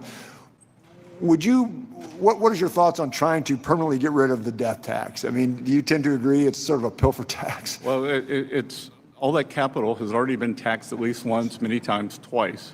And to go back to farmland, I've studied tax policy around in many countries, including the UK, farmland is not subject to death duties. That's right. That's right. Thank you so much. Good to see you with you. I yield back, Mr. Chair. Thank you. The chair recognizes the gentleman from New York, Ms. Malliotakis. Thank you very much. Secretary Bessent, thank you very much. Welcome to our committee. It is great to have you here. First, I want to say thank you for your words in support of suspending the federal gas tax. I have legislation that would do that. It would suspend it for 90 days, give the president additional authority for 125 days. I'm introducing that with my colleague, Max Miller, on this committee as well, and we hope that we can get that through. Number two, I wanted to say that, in pointing out some of what my colleagues on the other side have been saying about the working families tax cuts, the fact remains that this was a historic tax cut for working Americans, for middle-class families, for senior citizens. They are the ones who voted to cut the standard deduction in half, to cut the child tax credit in half, to increase tax rates for Americans across the board. And they also voted against tax cuts for tipped workers, for those who work double shifts and overtime, for refunding taxes paid on Social Security to our senior citizens. And so first, the SALT deduction and the senior citizens, I believe, in addition to the child tax credit, which we've seen tens of millions of families take advantage of across the country, I think the SALT and the senior deduction were most beneficial. I was very proud to have authored the bonus senior deduction, and I think essentially it has given back the seniors that qualify, the taxes that they paid on Social Security. And they're seeing that money returned to them, which is why it is no tax on Social Security provision. Could you talk a little bit about SALT and senior deduction, how that benefited, preferably New York, but the entire country? Well, I think in high-tax jurisdictions, high-income, high-tax like yours, bringing back some level of the SALT deduction, it was appropriate. I think that no one negotiated harder, well, maybe a couple people, but it was a group effort from some of the Northeast and California delegations, and I think we got to a very good spot on that. SALT, that if this tax bill had expired, the SALT deduction would have come back, but so would the AMT, which would have devastated the middle class, everyone in those states. So, and look, as I travel around, that whether it is the Social Security deduction, when I look at these numbers, 99% of the filers claiming no tax and tips, incomes under $200,000, 90% under 100. For the senior deductions, 94% under 200, the 68% under 100. So these are people on fixed incomes, and they need certainty. Yeah, and the SALT deduction, again, was not for billionaires. It was targeted to families of incomes of less than $500,000. I think it was very well tapered. It certainly was, and I know that. Tailored and tapered. And I can tell you that in my district, we have many people who have saved thousands of dollars because of that SALT deduction, and seniors who have saved thousands of dollars because of the other deduction as well. And I just want to turn to some of these organizations that we've been talking about. Our committee has investigated these organizations that we're seeing a lot of foreign influence. We continue to see examples of foreign actors exploiting nonprofit organizations to interfere in our political process, to fuel anti-Semitism, in some cases even support or promote terrorism. We have also seen an increase in these organizations coordinating with and receiving support from individuals connected to the Chinese Communist Party. One of these organizations is Code Pink, which Department of Treasury, your department, as well as Justice, have launched an investigation into. I mean, the Code Pink founders and groups there, they've been meeting with Cuba's communist regime, the Iranian regime. In the past, they've met with leadership of Hamas. I would like to have an update on your investigation, and do you see the potential for some of these organizations to have their 501c3 status stripped? So I'm going to have to say it to this side of the room now. I can't comment on ongoing investigations, but they are fulsome. Okay. Well, we appreciate your efforts, and I yield back my time. And thank you for coming here, and thank you for putting up with some of the nonsense that we're hearing. Thank you. The chair now recognizes the gentleman from Carmel Valley, Mr. Panetta. Thank you, Mr. Chair. I appreciate that. Secretary Bessent, thanks for being here. And I guess you go by Dr. Bessent based on that South Carolina degree that was conferred on you? Only for the working press. Understood. Look, as you heard, I hail from Carmel Valley, the place I grew up. Place my Italian immigrant grandfather settled, thank God. We have a lot of beauty, we got a lot of bounty, but unfortunately that means a lot of people want to live there. So housing affordability does remain a major challenge in my district. And one of the reasons people aren't selling their homes is because they're going to take a huge hit on taxes, as I'm sure you're aware of, based on the fact that there is a capital gains exclusion, but that's from 1997. And it remains capped at the fact that it's only $250,000 for individuals, $500,000 for couples, and it has not kept up with inflation. As a result, many people who have grown out of their home just aren't selling because they want to protect their nest egg. Now, I got a simple bipartisan bill that actually has 18 members of the Ways and Means Republicans on my bill. And in fact, except the chair at this point, but I'm trying to get him as well. That being said, the president has actually supported this idea as well. And so not just because the president supported this type of legislation for doubling those numbers, making it 250 to 500 and 500 to 1 million, and then tagging it to inflation, would you support that type of solution when it comes to dealing with our affordability crisis, affordable housing crisis? I haven't seen studies that would show that how many openings that would create, but I'd be happy to work with you on it. I remember it's a Clinton era program. Yeah. And I remember when the Clintons changed it previously, you were allowed a one-time deduction over some age, 60, 65, or one-time tax-free sale. You could roll your appreciation up to that sale. So I think there are a lot of things that we can look at. I don't want it to seem, I'm older than you are, and I'm constantly told the boomers get too much. I don't want it to seem like something that it's a giveaway to the boomers. Completely understood, and look forward to talking to you and continuing negotiations on this. But I appreciate your acceptance of being open to the concept. So I appreciate that and look forward to working with you. But look, I think, as you know, and as you've heard, it's not just housing that makes it tough when it comes to affordability. Over the last year, inflation has rose 3.8%. Energy has rose 17.9%. Gasoline prices have rose 28.4%. Food has rose by 3.2%. And core inflation is still elevated at 2.8%. And look, I know you got some good numbers. I understand that. But the fact is that when you speak to people on the ground, including the polling that Mr. Boyle referred to, prices are a major financial concern. Now, the costs have been exacerbated clearly by the Iran war, but also tariffs. Two areas I just want to hit on quickly. I realize you said the war is temporarily paused. I think you said that, or you said that at the press conference you had last week.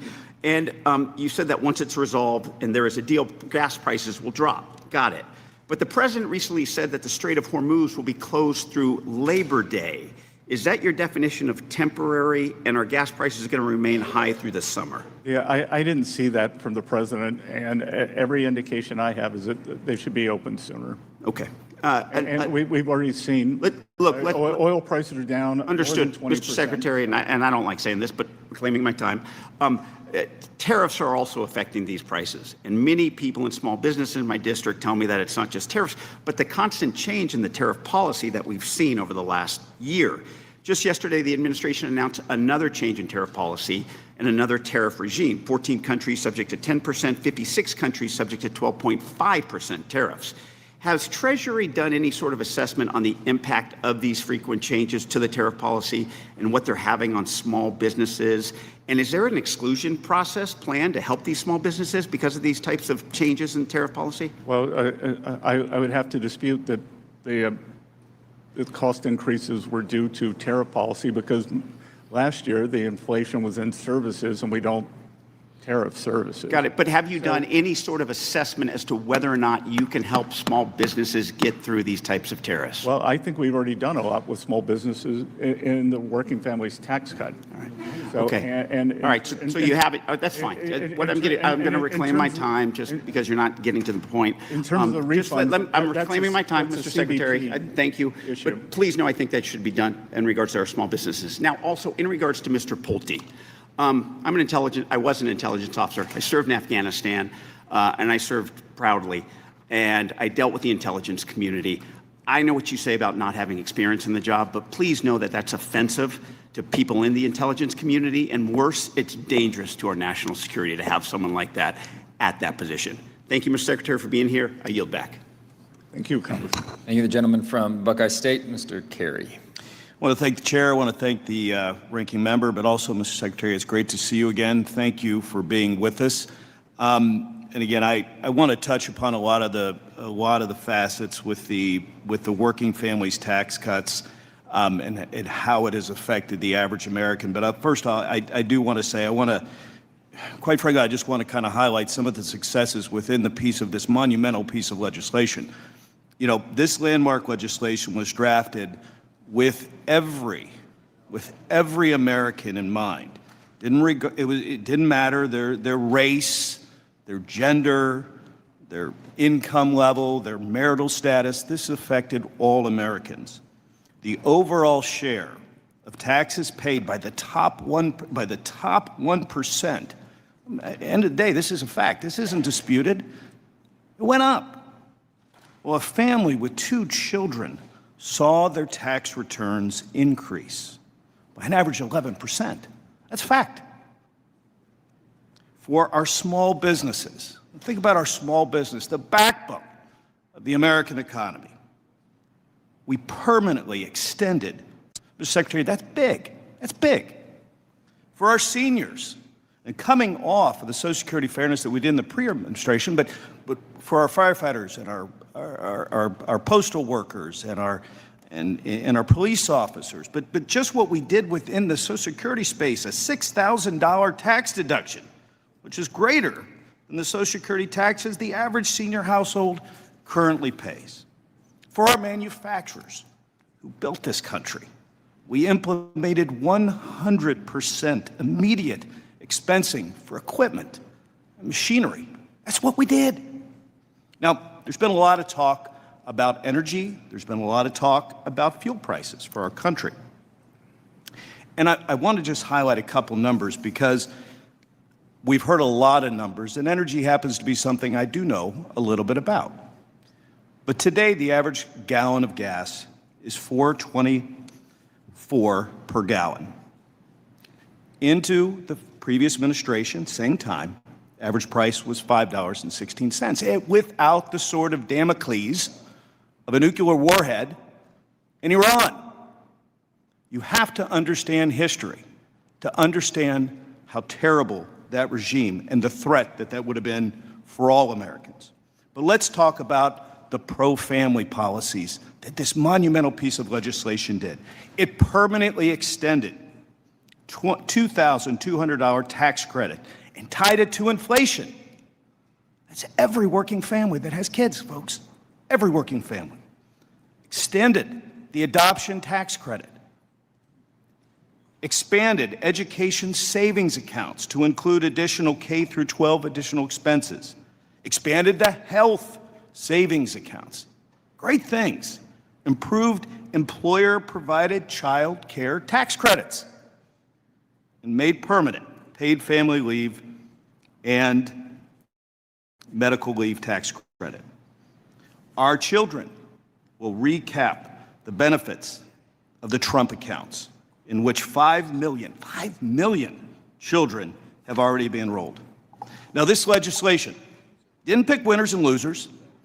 It didn't prioritize certain segments of the American population over others, and it's not a government handout to any particular economic sector. This is sound tax policy focused on the tax certainty for all American businesses, putting more money in the pockets of hardworking Americans and putting our country on a trajectory for economic success. Now, Mr. Secretary, I know that you've had to listen to a lot of things today, and we do appreciate your service. We do appreciate you leaving the private sector to do something that, in many ways, is a very difficult position to be in. But, Mr. Secretary, your time, your staff's commitment, and this commitment of the administration to make America a better place, we appreciate that. So with that, thank you again for being here today. And with that, Mr. Chairman, I yield back. Good. Gentleman yields. Congressman, thank you. Also from the Buckeye State, Mr. Miller is recognized. Thank you, Mr. Chairman. Mr. Secretary, it's great to see you again. Good to see you. And to note, Chairman, just a better part of the Buckeye State, for the record. But thank you, Mr. Chairman. Thank you to Secretary Bessent for your testimony before this committee today. It is much appreciated. Since we last discussed digital assets in this room, the landscape has shifted from a conversation about the rise of these technologies to a question of how we successfully integrate them into our regulatory tax infrastructure. We've seen meaningful progress. The Senate Banking Committee has advanced the Clarity Act to build a market structure framework. Additionally, I, along with my colleague to my left over here, Rep. Horsford, have introduced the Digital Asset Parity Act to finally provide the common sense tax certainty our businesses and investors truly require throughout our country. We are no longer debating whether digital assets are here to stay any longer, but rather how we define the rules of the road, and we believe that this is necessary now at this time in our history. I truly look forward to discussing how Treasury can collaborate with Congress to ensure these dual frameworks provide the economic stability and tax fairness the American people deserve. Mr. Secretary, the Parity Act was introduced to solve the phantom income and tax as cash hurdles that currently plague American businesses and everyday investors. We've seen that without tax parity, companies are hesitant to adopt these tools. Individuals are burdened by the reporting requirements that feel more like friction tax than truly a fair system. So I'll just get right to it. As the Treasury Department looks at the current tax code, how do you see the Parity Act, specifically its provisions for stablecoin payments and the elective deferral of staking in mining rewards as a catalyst for keeping digital asset innovation within the United States rather than forcing it offshore? So, Congressman, thank you for those questions. This administration and Treasury's goal is to onshore digital assets, both because the innovation that we're seeing and U.S. standards and practices. So we would like to work with both of you on this to perfect the right balance between how this should be done. But I do think, look, whenever we get to these new technologies, there is an adjustment period. We have to think about them in a different way. And I believe not only for the technology, for the payment rails, it's essential for us to be the leader to maintain dollar dominance. And we want to have the best standards in the U.S. that we can export to the rest of the world. So we'd be happy to work with you on that. Thank you very much. We've been working extremely hard over the last, I'd say, 15 to 16 months to bring a framework. And truly what we're seeking here really is, besides the name of the legislation, clarity and parity and just stability for the tax code for these individuals. And I very much thank you for your answer and you willing to work with both of us on committee and all of us. Our bill also... Congressman, I would say let's get clarity done by the 4th of July. And then we move on to how Mr. Secretary, I would love that. If you could help me with some of those individuals up there. I've been on the phone with them this week. All right. Well, if that thing gets moving, then yes, it makes our job much easier, and I would prefer that way as well. But thank you, and any more guided push would be awesome on our committee, and very grateful. A critical piece of this legislation is the application of Section 1058, like treatment to digital asset lending. If the Treasury Department were to formally recognize digital asset lending as analogous to the securities lending covered under Section 1058, what is your assessment of the impact on the domestic market liquidity? And specifically, does Treasury agree that extending this established tax treatment of non-recognition is one of the most efficient levers to move digital assets from a speculative asset class to a functional, transparent part of our institutional financial infrastructure? Congressman, you obviously feel strongly about this. I have a motto in life: no data, no opinion. But I will get back to you with an opinion. I very much appreciate that. This has been one of the tougher subject matters that we've discussed on the committee, because I believe that this country for a long time has been stuck in the analog era, and we are now in the digital age. And this framework altogether just provides guidelines and stability for the cryptocurrency network within our country. And I appreciate you saying you'll work with us, but I truly believe now is the right time for this, with President Trump and the Federal Crypto Reserve and him wanting the United States to be the crypto capital. My concern is that if people like you and I and others right now who don't have a good understanding aren't the ones really steering this to its final destination, then we may never get there, and it may get screwed up in a different way. But I truly appreciate you being here, working with Rep. Horsford and myself, and I yield back. Good. Thank you. Gentleman yields. The chair now recognizes the gentleman from Vegas, Mr. Horsford. Thank you to the chairman and to the ranking member, and I look forward to working with Congressman Miller and the other members of the Committee on the Parity Act, which is a true bipartisan bill. Before I begin, though, I want to thank Chairman Smith for his commitment to working with me also on the Full House Act. Prior to the Senate-passed bill, gaming patrons could deduct 100% of their gambling losses. They were taxed on what they actually earned, nothing more, nothing less. The Senate changed that. This provision was included without meaningful debate and creates a fundamentally unfair outcome for taxpayers who participate in legal gaming activities. Under the new provision, patrons can deduct only 90% of their losses. That means someone who breaks even or even loses money overall could still face a federal tax bill. So, Mr. Secretary, will you work with Chairman Smith and me to fix this issue and to protect gaming jobs and tourism-dependent economies like Nevada? We'd be glad to, sir. Thank you. Now, you, Mr. Secretary, you talked a lot about permanency throughout today's hearing. For the tip worker, for the warehouse worker, for the teacher, for the nurse, and for the small business owners in Nevada, they don't need a temporary tax gimmick. They need permanently lower cost and permanently higher take-home pay.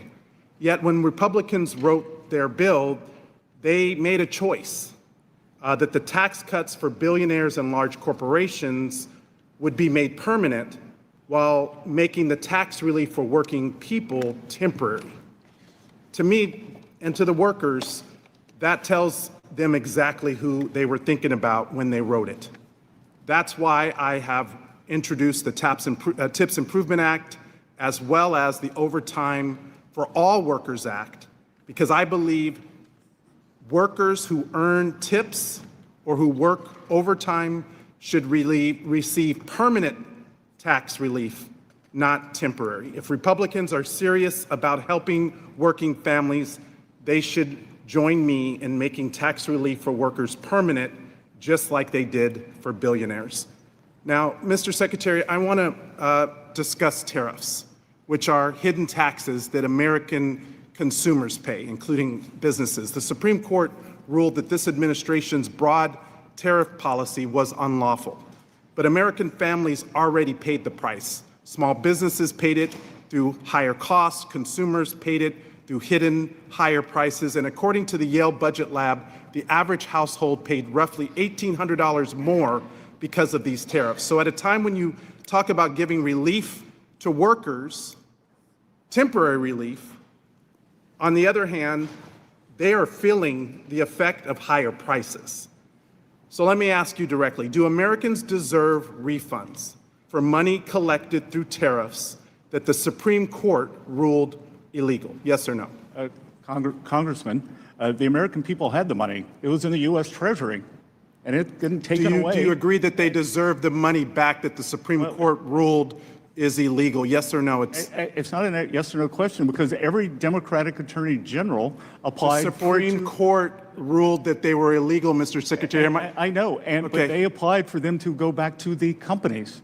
So do the companies deserve the money back? To the payers of record. So do they deserve their money back? That is a issue for the Customs and Border Patrol. No. Again, Mr. Secretary, while the Homeland Security Act of 2002 may have transferred a number of custom functions from Treasury to DHS, Treasury retains oversight over trade policy and the protection of revenue functions.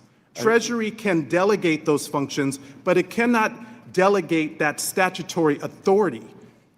Just last week, the Justice Department appealed a court order that would have accelerated refunds to importers and to businesses. Mr. Chairman, I ask unanimous consent to submit for the record the May 29th article, U.S. to appeal judge's order for broad refund of Trump tariffs. Without objection. Thank you. Secretary Bessent, yes or no? Did you participate in discussions about appealing efforts to speed up tariff refunds? No. Treasury helps shape major fiscal policy, returning roughly $165 billion to businesses and consumers is a major fiscal decision. So why wasn't the Treasury involved? Again, we act as the payment agent. Your bank does not tell you which bills to pay. You tell your bank which. Well, from the public's perspective, taxpayers' perspective, the administration is fighting harder to keep their money than to return it.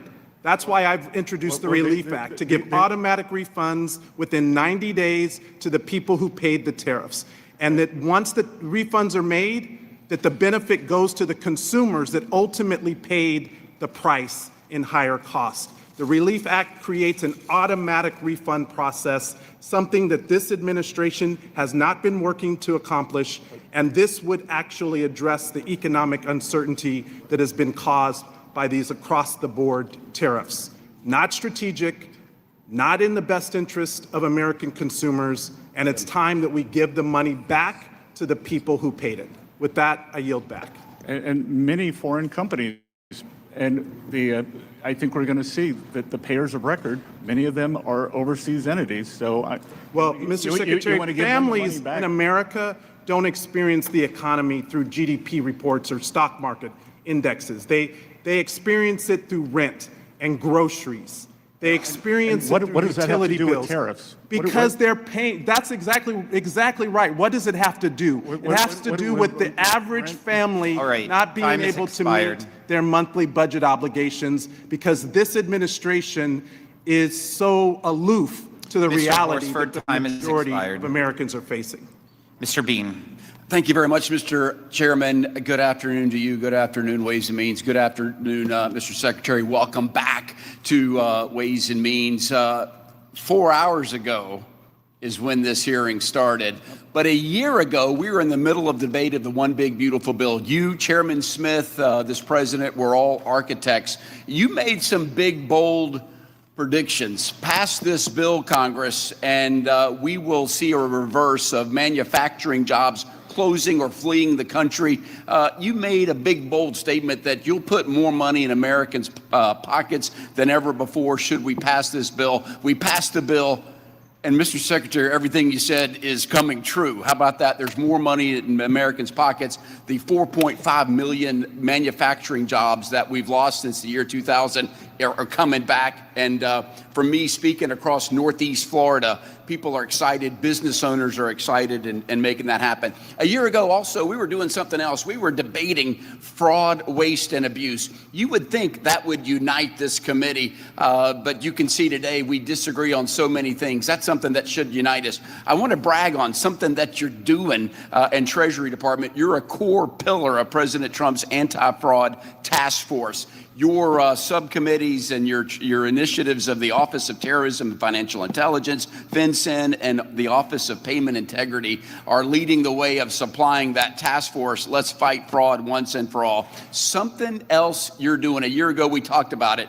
Of how fast we pay. The United States pays our bills very fast, sometimes too quickly, because we pay people who shouldn't get paid. Scammers don't have to rob banks anymore. They can just bill the United States. We pay them, and then this pay and chase, we figure it out. So you and I, do you know this? You and I and your team have created a bill to codify what you're doing now, which is to verify, to use the data and statistics to making sure it's a legit bill, that it hasn't been paid by anybody else. So hats off to you. What else can we do, Mr. Secretary, to assist you? Maybe it's just get out of the way to assist you in fighting fraud. Congressman, you are exactly right. That once money goes out the door, that anything other than a partial recovery is unlikely. I was out in Minneapolis and saw what was going on there. And I think in terms of the U.S. is a high trust society, and in terms of the maintaining the trust that American citizens or that we have in each other and our visitors, it's important to prosecute. And of course, to prosecute, but the recoveries are going to be very small. It's almost, they're bad guys. They hide and chase. So your efforts, don't give up on our bill that's in Mr. Comer's committee. I'm still lobbying it. You weighing in would be a big deal. You're already doing it, but we want to codify it. It's the best practice of paying our bills. Scammers also are targeting older folks and Americans. They're these scam calls, spam and scam calls. I get 8 to 10 a day. Now, the FTC, it's already against the law. We put your number on the do not call list. I want to plant a seed with you. The FTC is responsible for it. It's against the law. But what if they don't have the teeth or muscle that Treasury has? I want to plant the seed with you. What do you think about the idea of Treasury getting involved and chasing and kicking out these scammers that are calling us? What do you think, Mr. Secretary? We are, Congressman. FinCEN is actively involved, and many of these come from overseas. Right, and you've got the tools to go after them. So we've worked very well with the FBI in Southeast Asia to break up these, I think they're called scammer cities. Amen. And a lot of it comes out of, a huge amount out of North Korea, and unfortunately, many of our seniors, I think 1 out of every 3 seniors has been the subject of a financial scam that averages about $300. There's a special place in the afterlife for anybody that rips off an older American or anybody old. I hate that. Mr. Secretary, we still have to solve health care. That's something that maybe we do agree on. Both sides of the aisle says we have to do better. What if Americans took charge of their own health care by having the money to do so? I've got a bill, HSAs for all, health savings account, where people, just like their retirement, they can put money aside for health expenses to make that happen. Mr. Secretary, is that a good idea or a great idea, the Bean bill of health savings accounts for all? I think it's a great name and a great bill. That's the right answer, Mr. Secretary. And look, when you give people agency, they can tailor it to their own needs. And what we are seeing with the employer credits, where employers can give credits, we're seeing a big uptake in that. Love it, love it. Mr. Secretary, you could be doing anything. Thank you for your service to your country. We appreciate you. All the best. Mr. Chairman, I yield back. Thank you, Mr. Moran. Thank you, Mr. Chairman. Good afternoon, Secretary Bessent. Thanks for being here today. I know it's a long day. Thanks for your service to our country as well. You're doing a fabulous job, by the way. We appreciate your willingness to appear before the committee and provide updates on the important work being done at the U.S. Treasury Department. I'd like to build on some of the successes my Republican colleagues have already highlighted by focusing on two direct results from the Working Families Tax Cuts, both substantially improving Americans' lives and financial futures. First, I want to discuss the Opportunity Zone program. You mentioned this in earlier testimony, specifically the new Rural Opportunity Zone provisions. Last year, Ways and Means Republicans strengthened and modernized this program to ensure that investment reaches some of the most economically distressed communities in America. As someone who represents a large rural district in East Texas, I've seen firsthand the challenges that many communities face when it comes to attracting capital, creating jobs, and expanding economic opportunity. Too often, rural communities are overlooked despite their tremendous potential. Here's my question. As we move closer to the nomination process, can you walk us through what comes next after census tracts are nominated by the states? I can't do that, sir. I'm happy to have the team get back to yours. We are working with red state and blue state governors, and we're encouraging them to get ahead of it. I had a call, I can't remember if it was yesterday or the day before, with the father of Opportunity Zones, my hometown senator, Senator Tim Scott, and we were talking about, he's a city guy, I'm a country guy in South Carolina, and we were talking, I was telling him what a great move this is for the rural opportunity zones and how it's going to be transformational. Yeah, I agree with you. That's what we see in these provisions as well, that it gives certainty and long-lasting opportunity for economic growth in areas in America where traditionally businesses or investors are looking and saying, you know, I'm not quite sure if I can make that investment there, but this is the incentive that's needed for that. Question number 2 involves the no taxes on overtime provision. I want to turn to this provision because I was proud to help champion this policy because it recognizes a simple principle. Americans who work harder and put in extra hours should be able to keep more of what they earn. We've now learned that more than 29 million filers have claimed that deduction this year, and notably 96% of those taxpayers earn less than $200,000 annually. Here's my question, Mr. Secretary. Do these results demonstrate that this law is delivering meaningful tax relief to working Americans, the men and women who are keeping our economy moving every day, and that the benefits are reaching middle-class families rather than the wealthy, as Democrats have falsely claimed?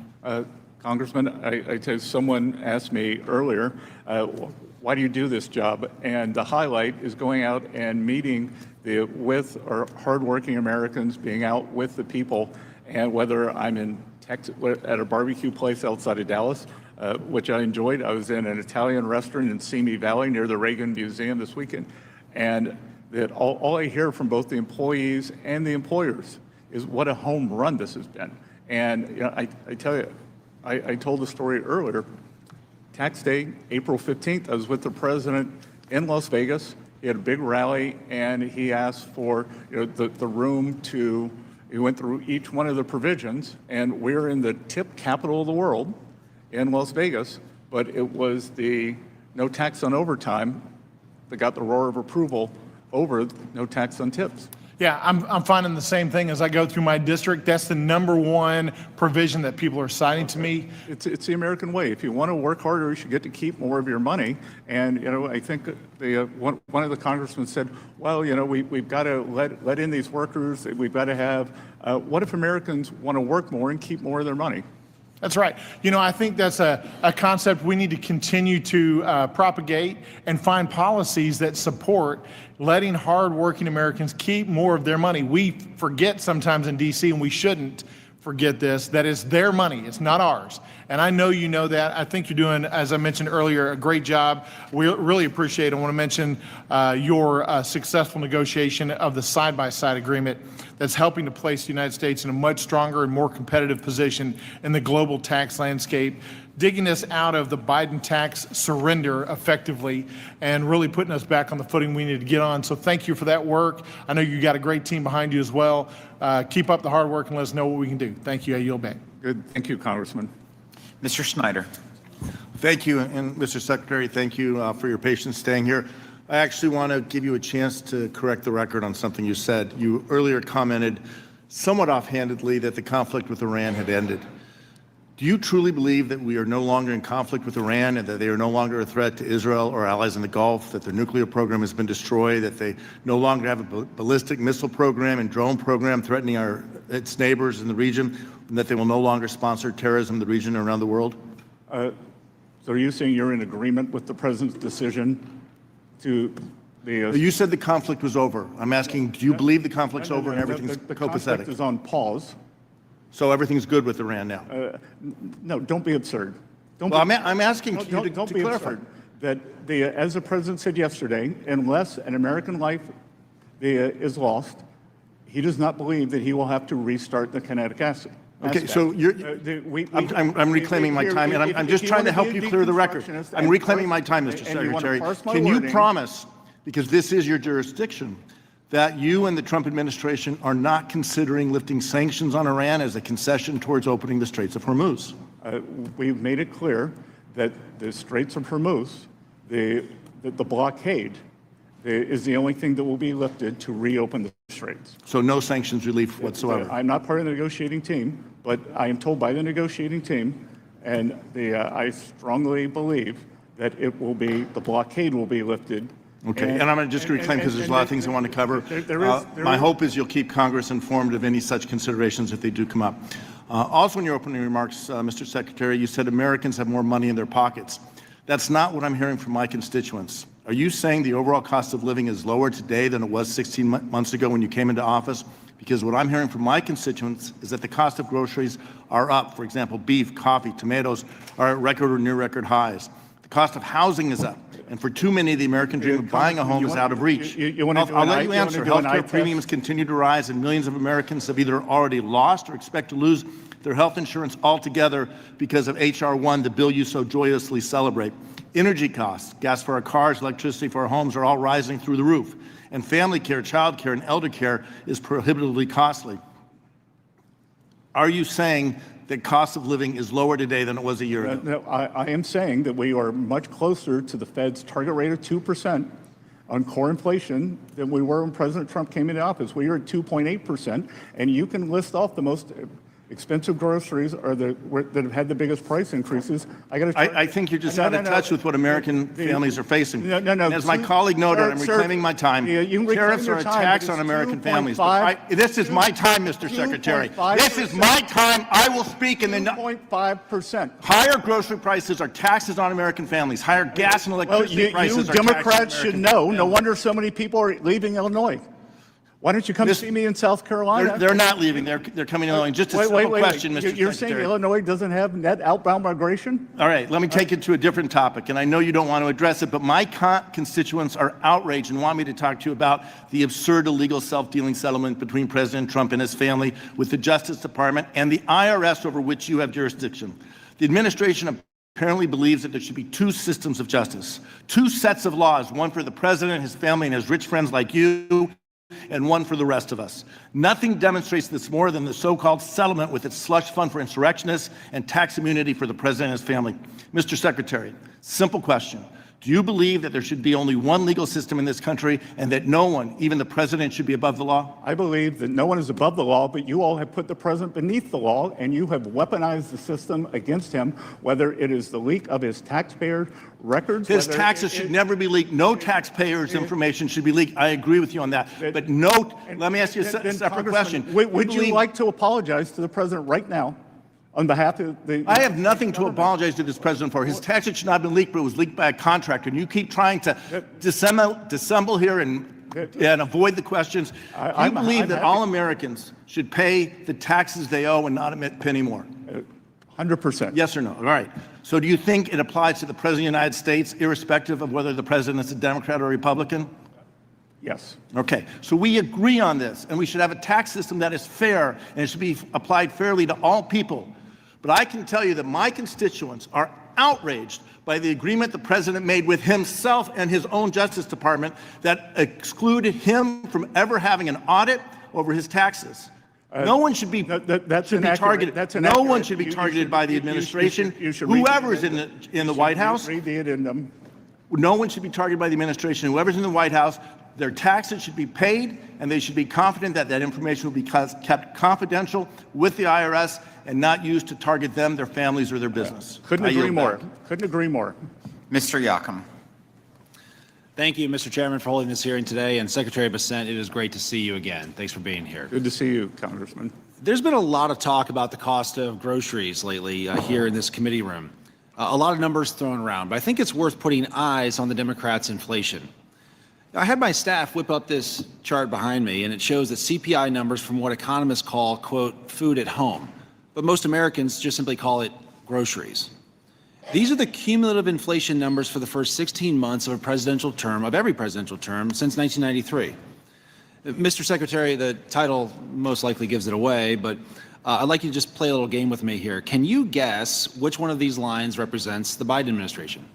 Oh, probably the one that's red for torching the American people. That would be correct. Well done, Mr. Secretary. It is the red one. 16 months into the Biden administration, or as we now call it, Bidenomics, grocery prices were up almost 12%. That far outpaced anything that any American had seen in recent history.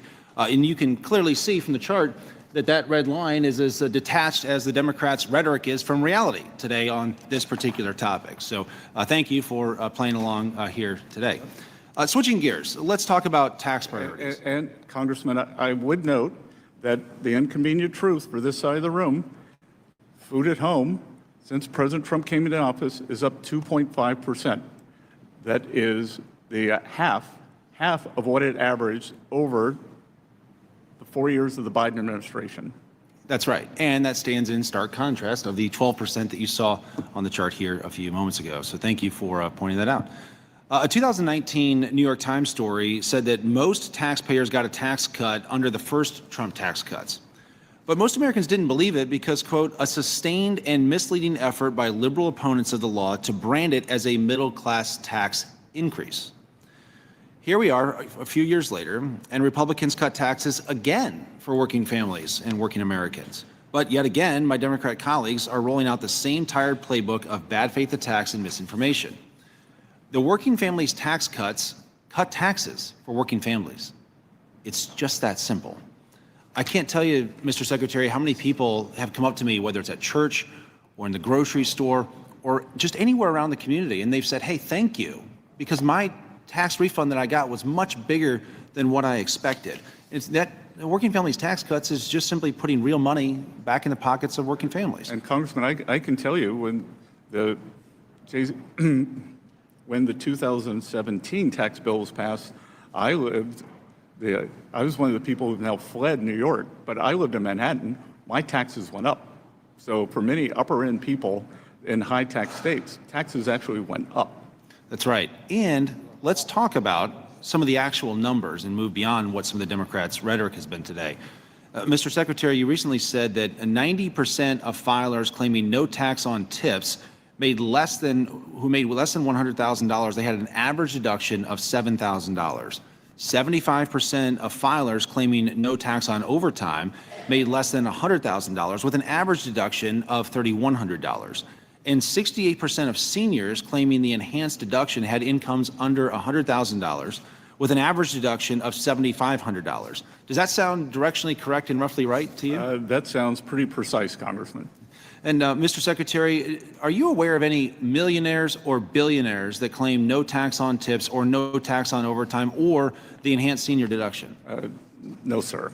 No billionaires claiming any of this stuff? Again, this is the ultimate working family. These are the ultimate working family signature tax cuts put through by this side of the room and President Trump. That's right. Well, thank you for clearing that up. Let's now consider what happened when Democrats had the pen and when they were able to craft their own tax law. A 2024 analysis of households claiming the green giveaways in Democrats' Inflation Reduction Act found that only 47% made less than $100,000. In fact, over a quarter of the households who took those deductions made over $200,000, and households making over $1 million got nearly 100 million taxpayer dollars worth of Democrats' green giveaways. Even Mother Jones had to admit that when it comes to Democrats' green giveaways, quote, working class Americans are missing out. But if you think about it, it kind of makes sense, doesn't it?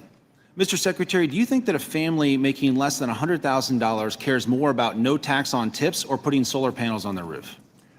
I think there are no tax on tips or the subsidy for a high-priced EV. And do you think that they would care more about no tax on overtime or solar panels on the roof? Everyone I've spoken to loves no tax on overtime, sir. So while Democrats gave millions to millionaires, and while the Republican working families tax cuts simply cut taxes for working families, is that correct? 100%. Thank you, Mr. Secretary. And Mr. Chairman, I yield back. Thank you, Mr. Swazi. Thank you, Mr. Chairman, and thank you, Mr. Secretary, for sticking it out for over 4 hours here today. We appreciate your time, and we appreciate your service to the nation. Good to see you, sir. So earlier today, Mr. Kelly from Pennsylvania was quoting from Charles Dickens. He said, "It was the best of times, it was the worst of times." Would you happen to know what the name of that book was that came from? Tale of Two Cities. A Tale of Two Cities, which is very appropriate for what I think, see happening at this hearing here today. We might say Manhattan and Dallas. I wouldn't say that, but okay. I would. So let's think about it. You said earlier today, and I'm sure you stick by this, the economy is very strong. It is. Okay, so you say it's very strong, but we've heard consistently throughout the course of this day and in reports regularly that over 70% of Americans think the economy is bad and getting worse. Are you familiar with that polling? I am. So that would seem to be a tale of two cities. You saying the economy is very strong, and the people of the United States of America saying the economy is bad and getting worse. Now, the Biden administration, which we've heard a lot from you guys today, I think made a similar mistake to what your administration is making, because the stock market was booming under the Biden administration.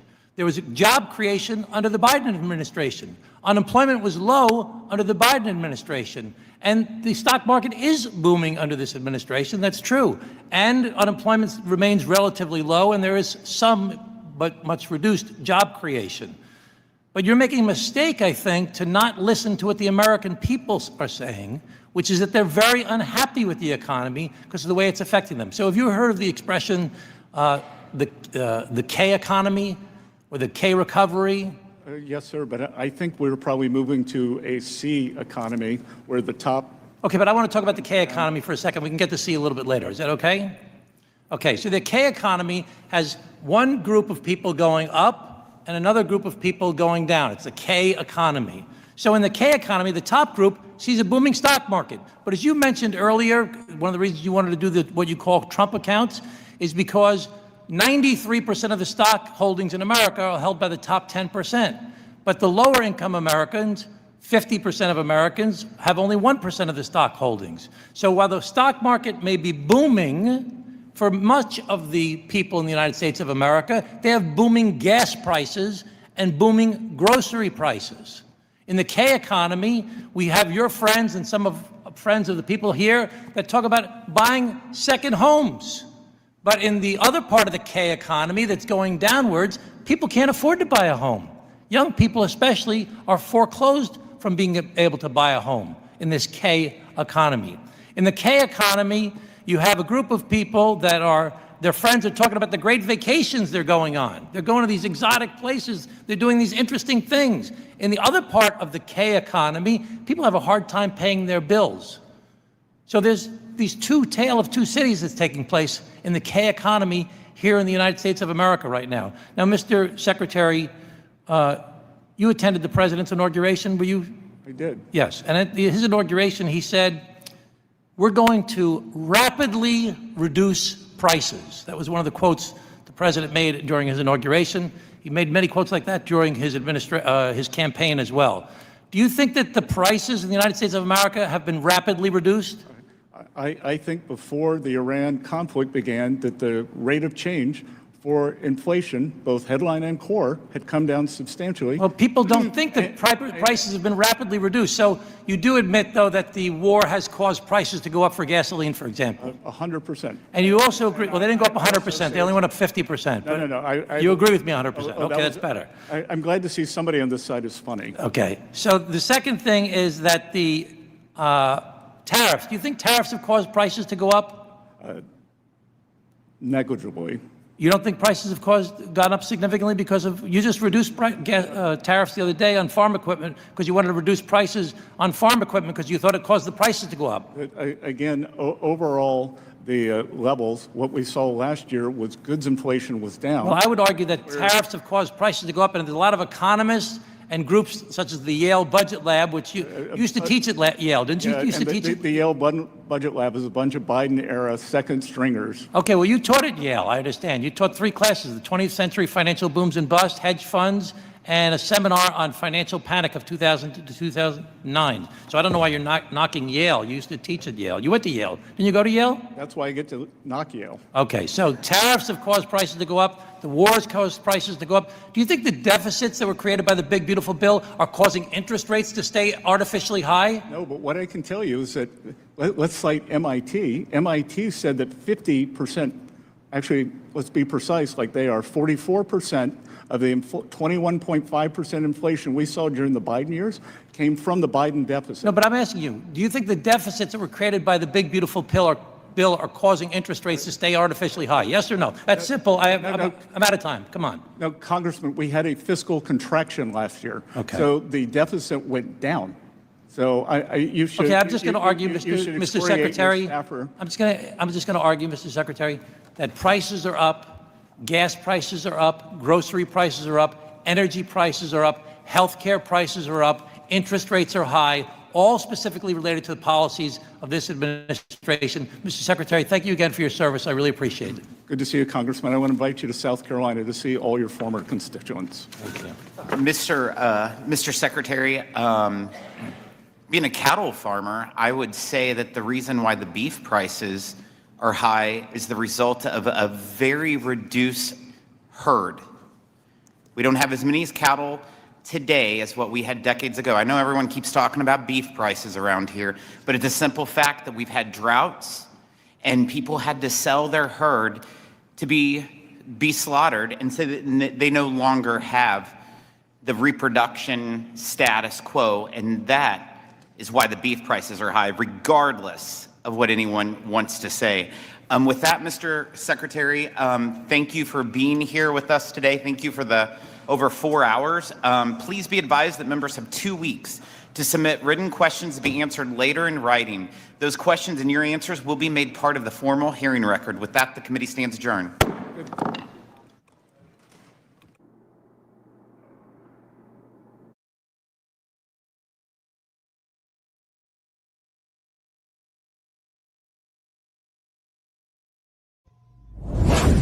Enjoy more of our videos on the Community Advocate Network channel, and don't forget to like, share, and subscribe. If you would like to advertise your service, special announcement, or event, you may contact us at the Community Advocate Network at gmail.com. For community resources and services, exclusive articles, and video content, join our private community on Patreon. Link is in the bio.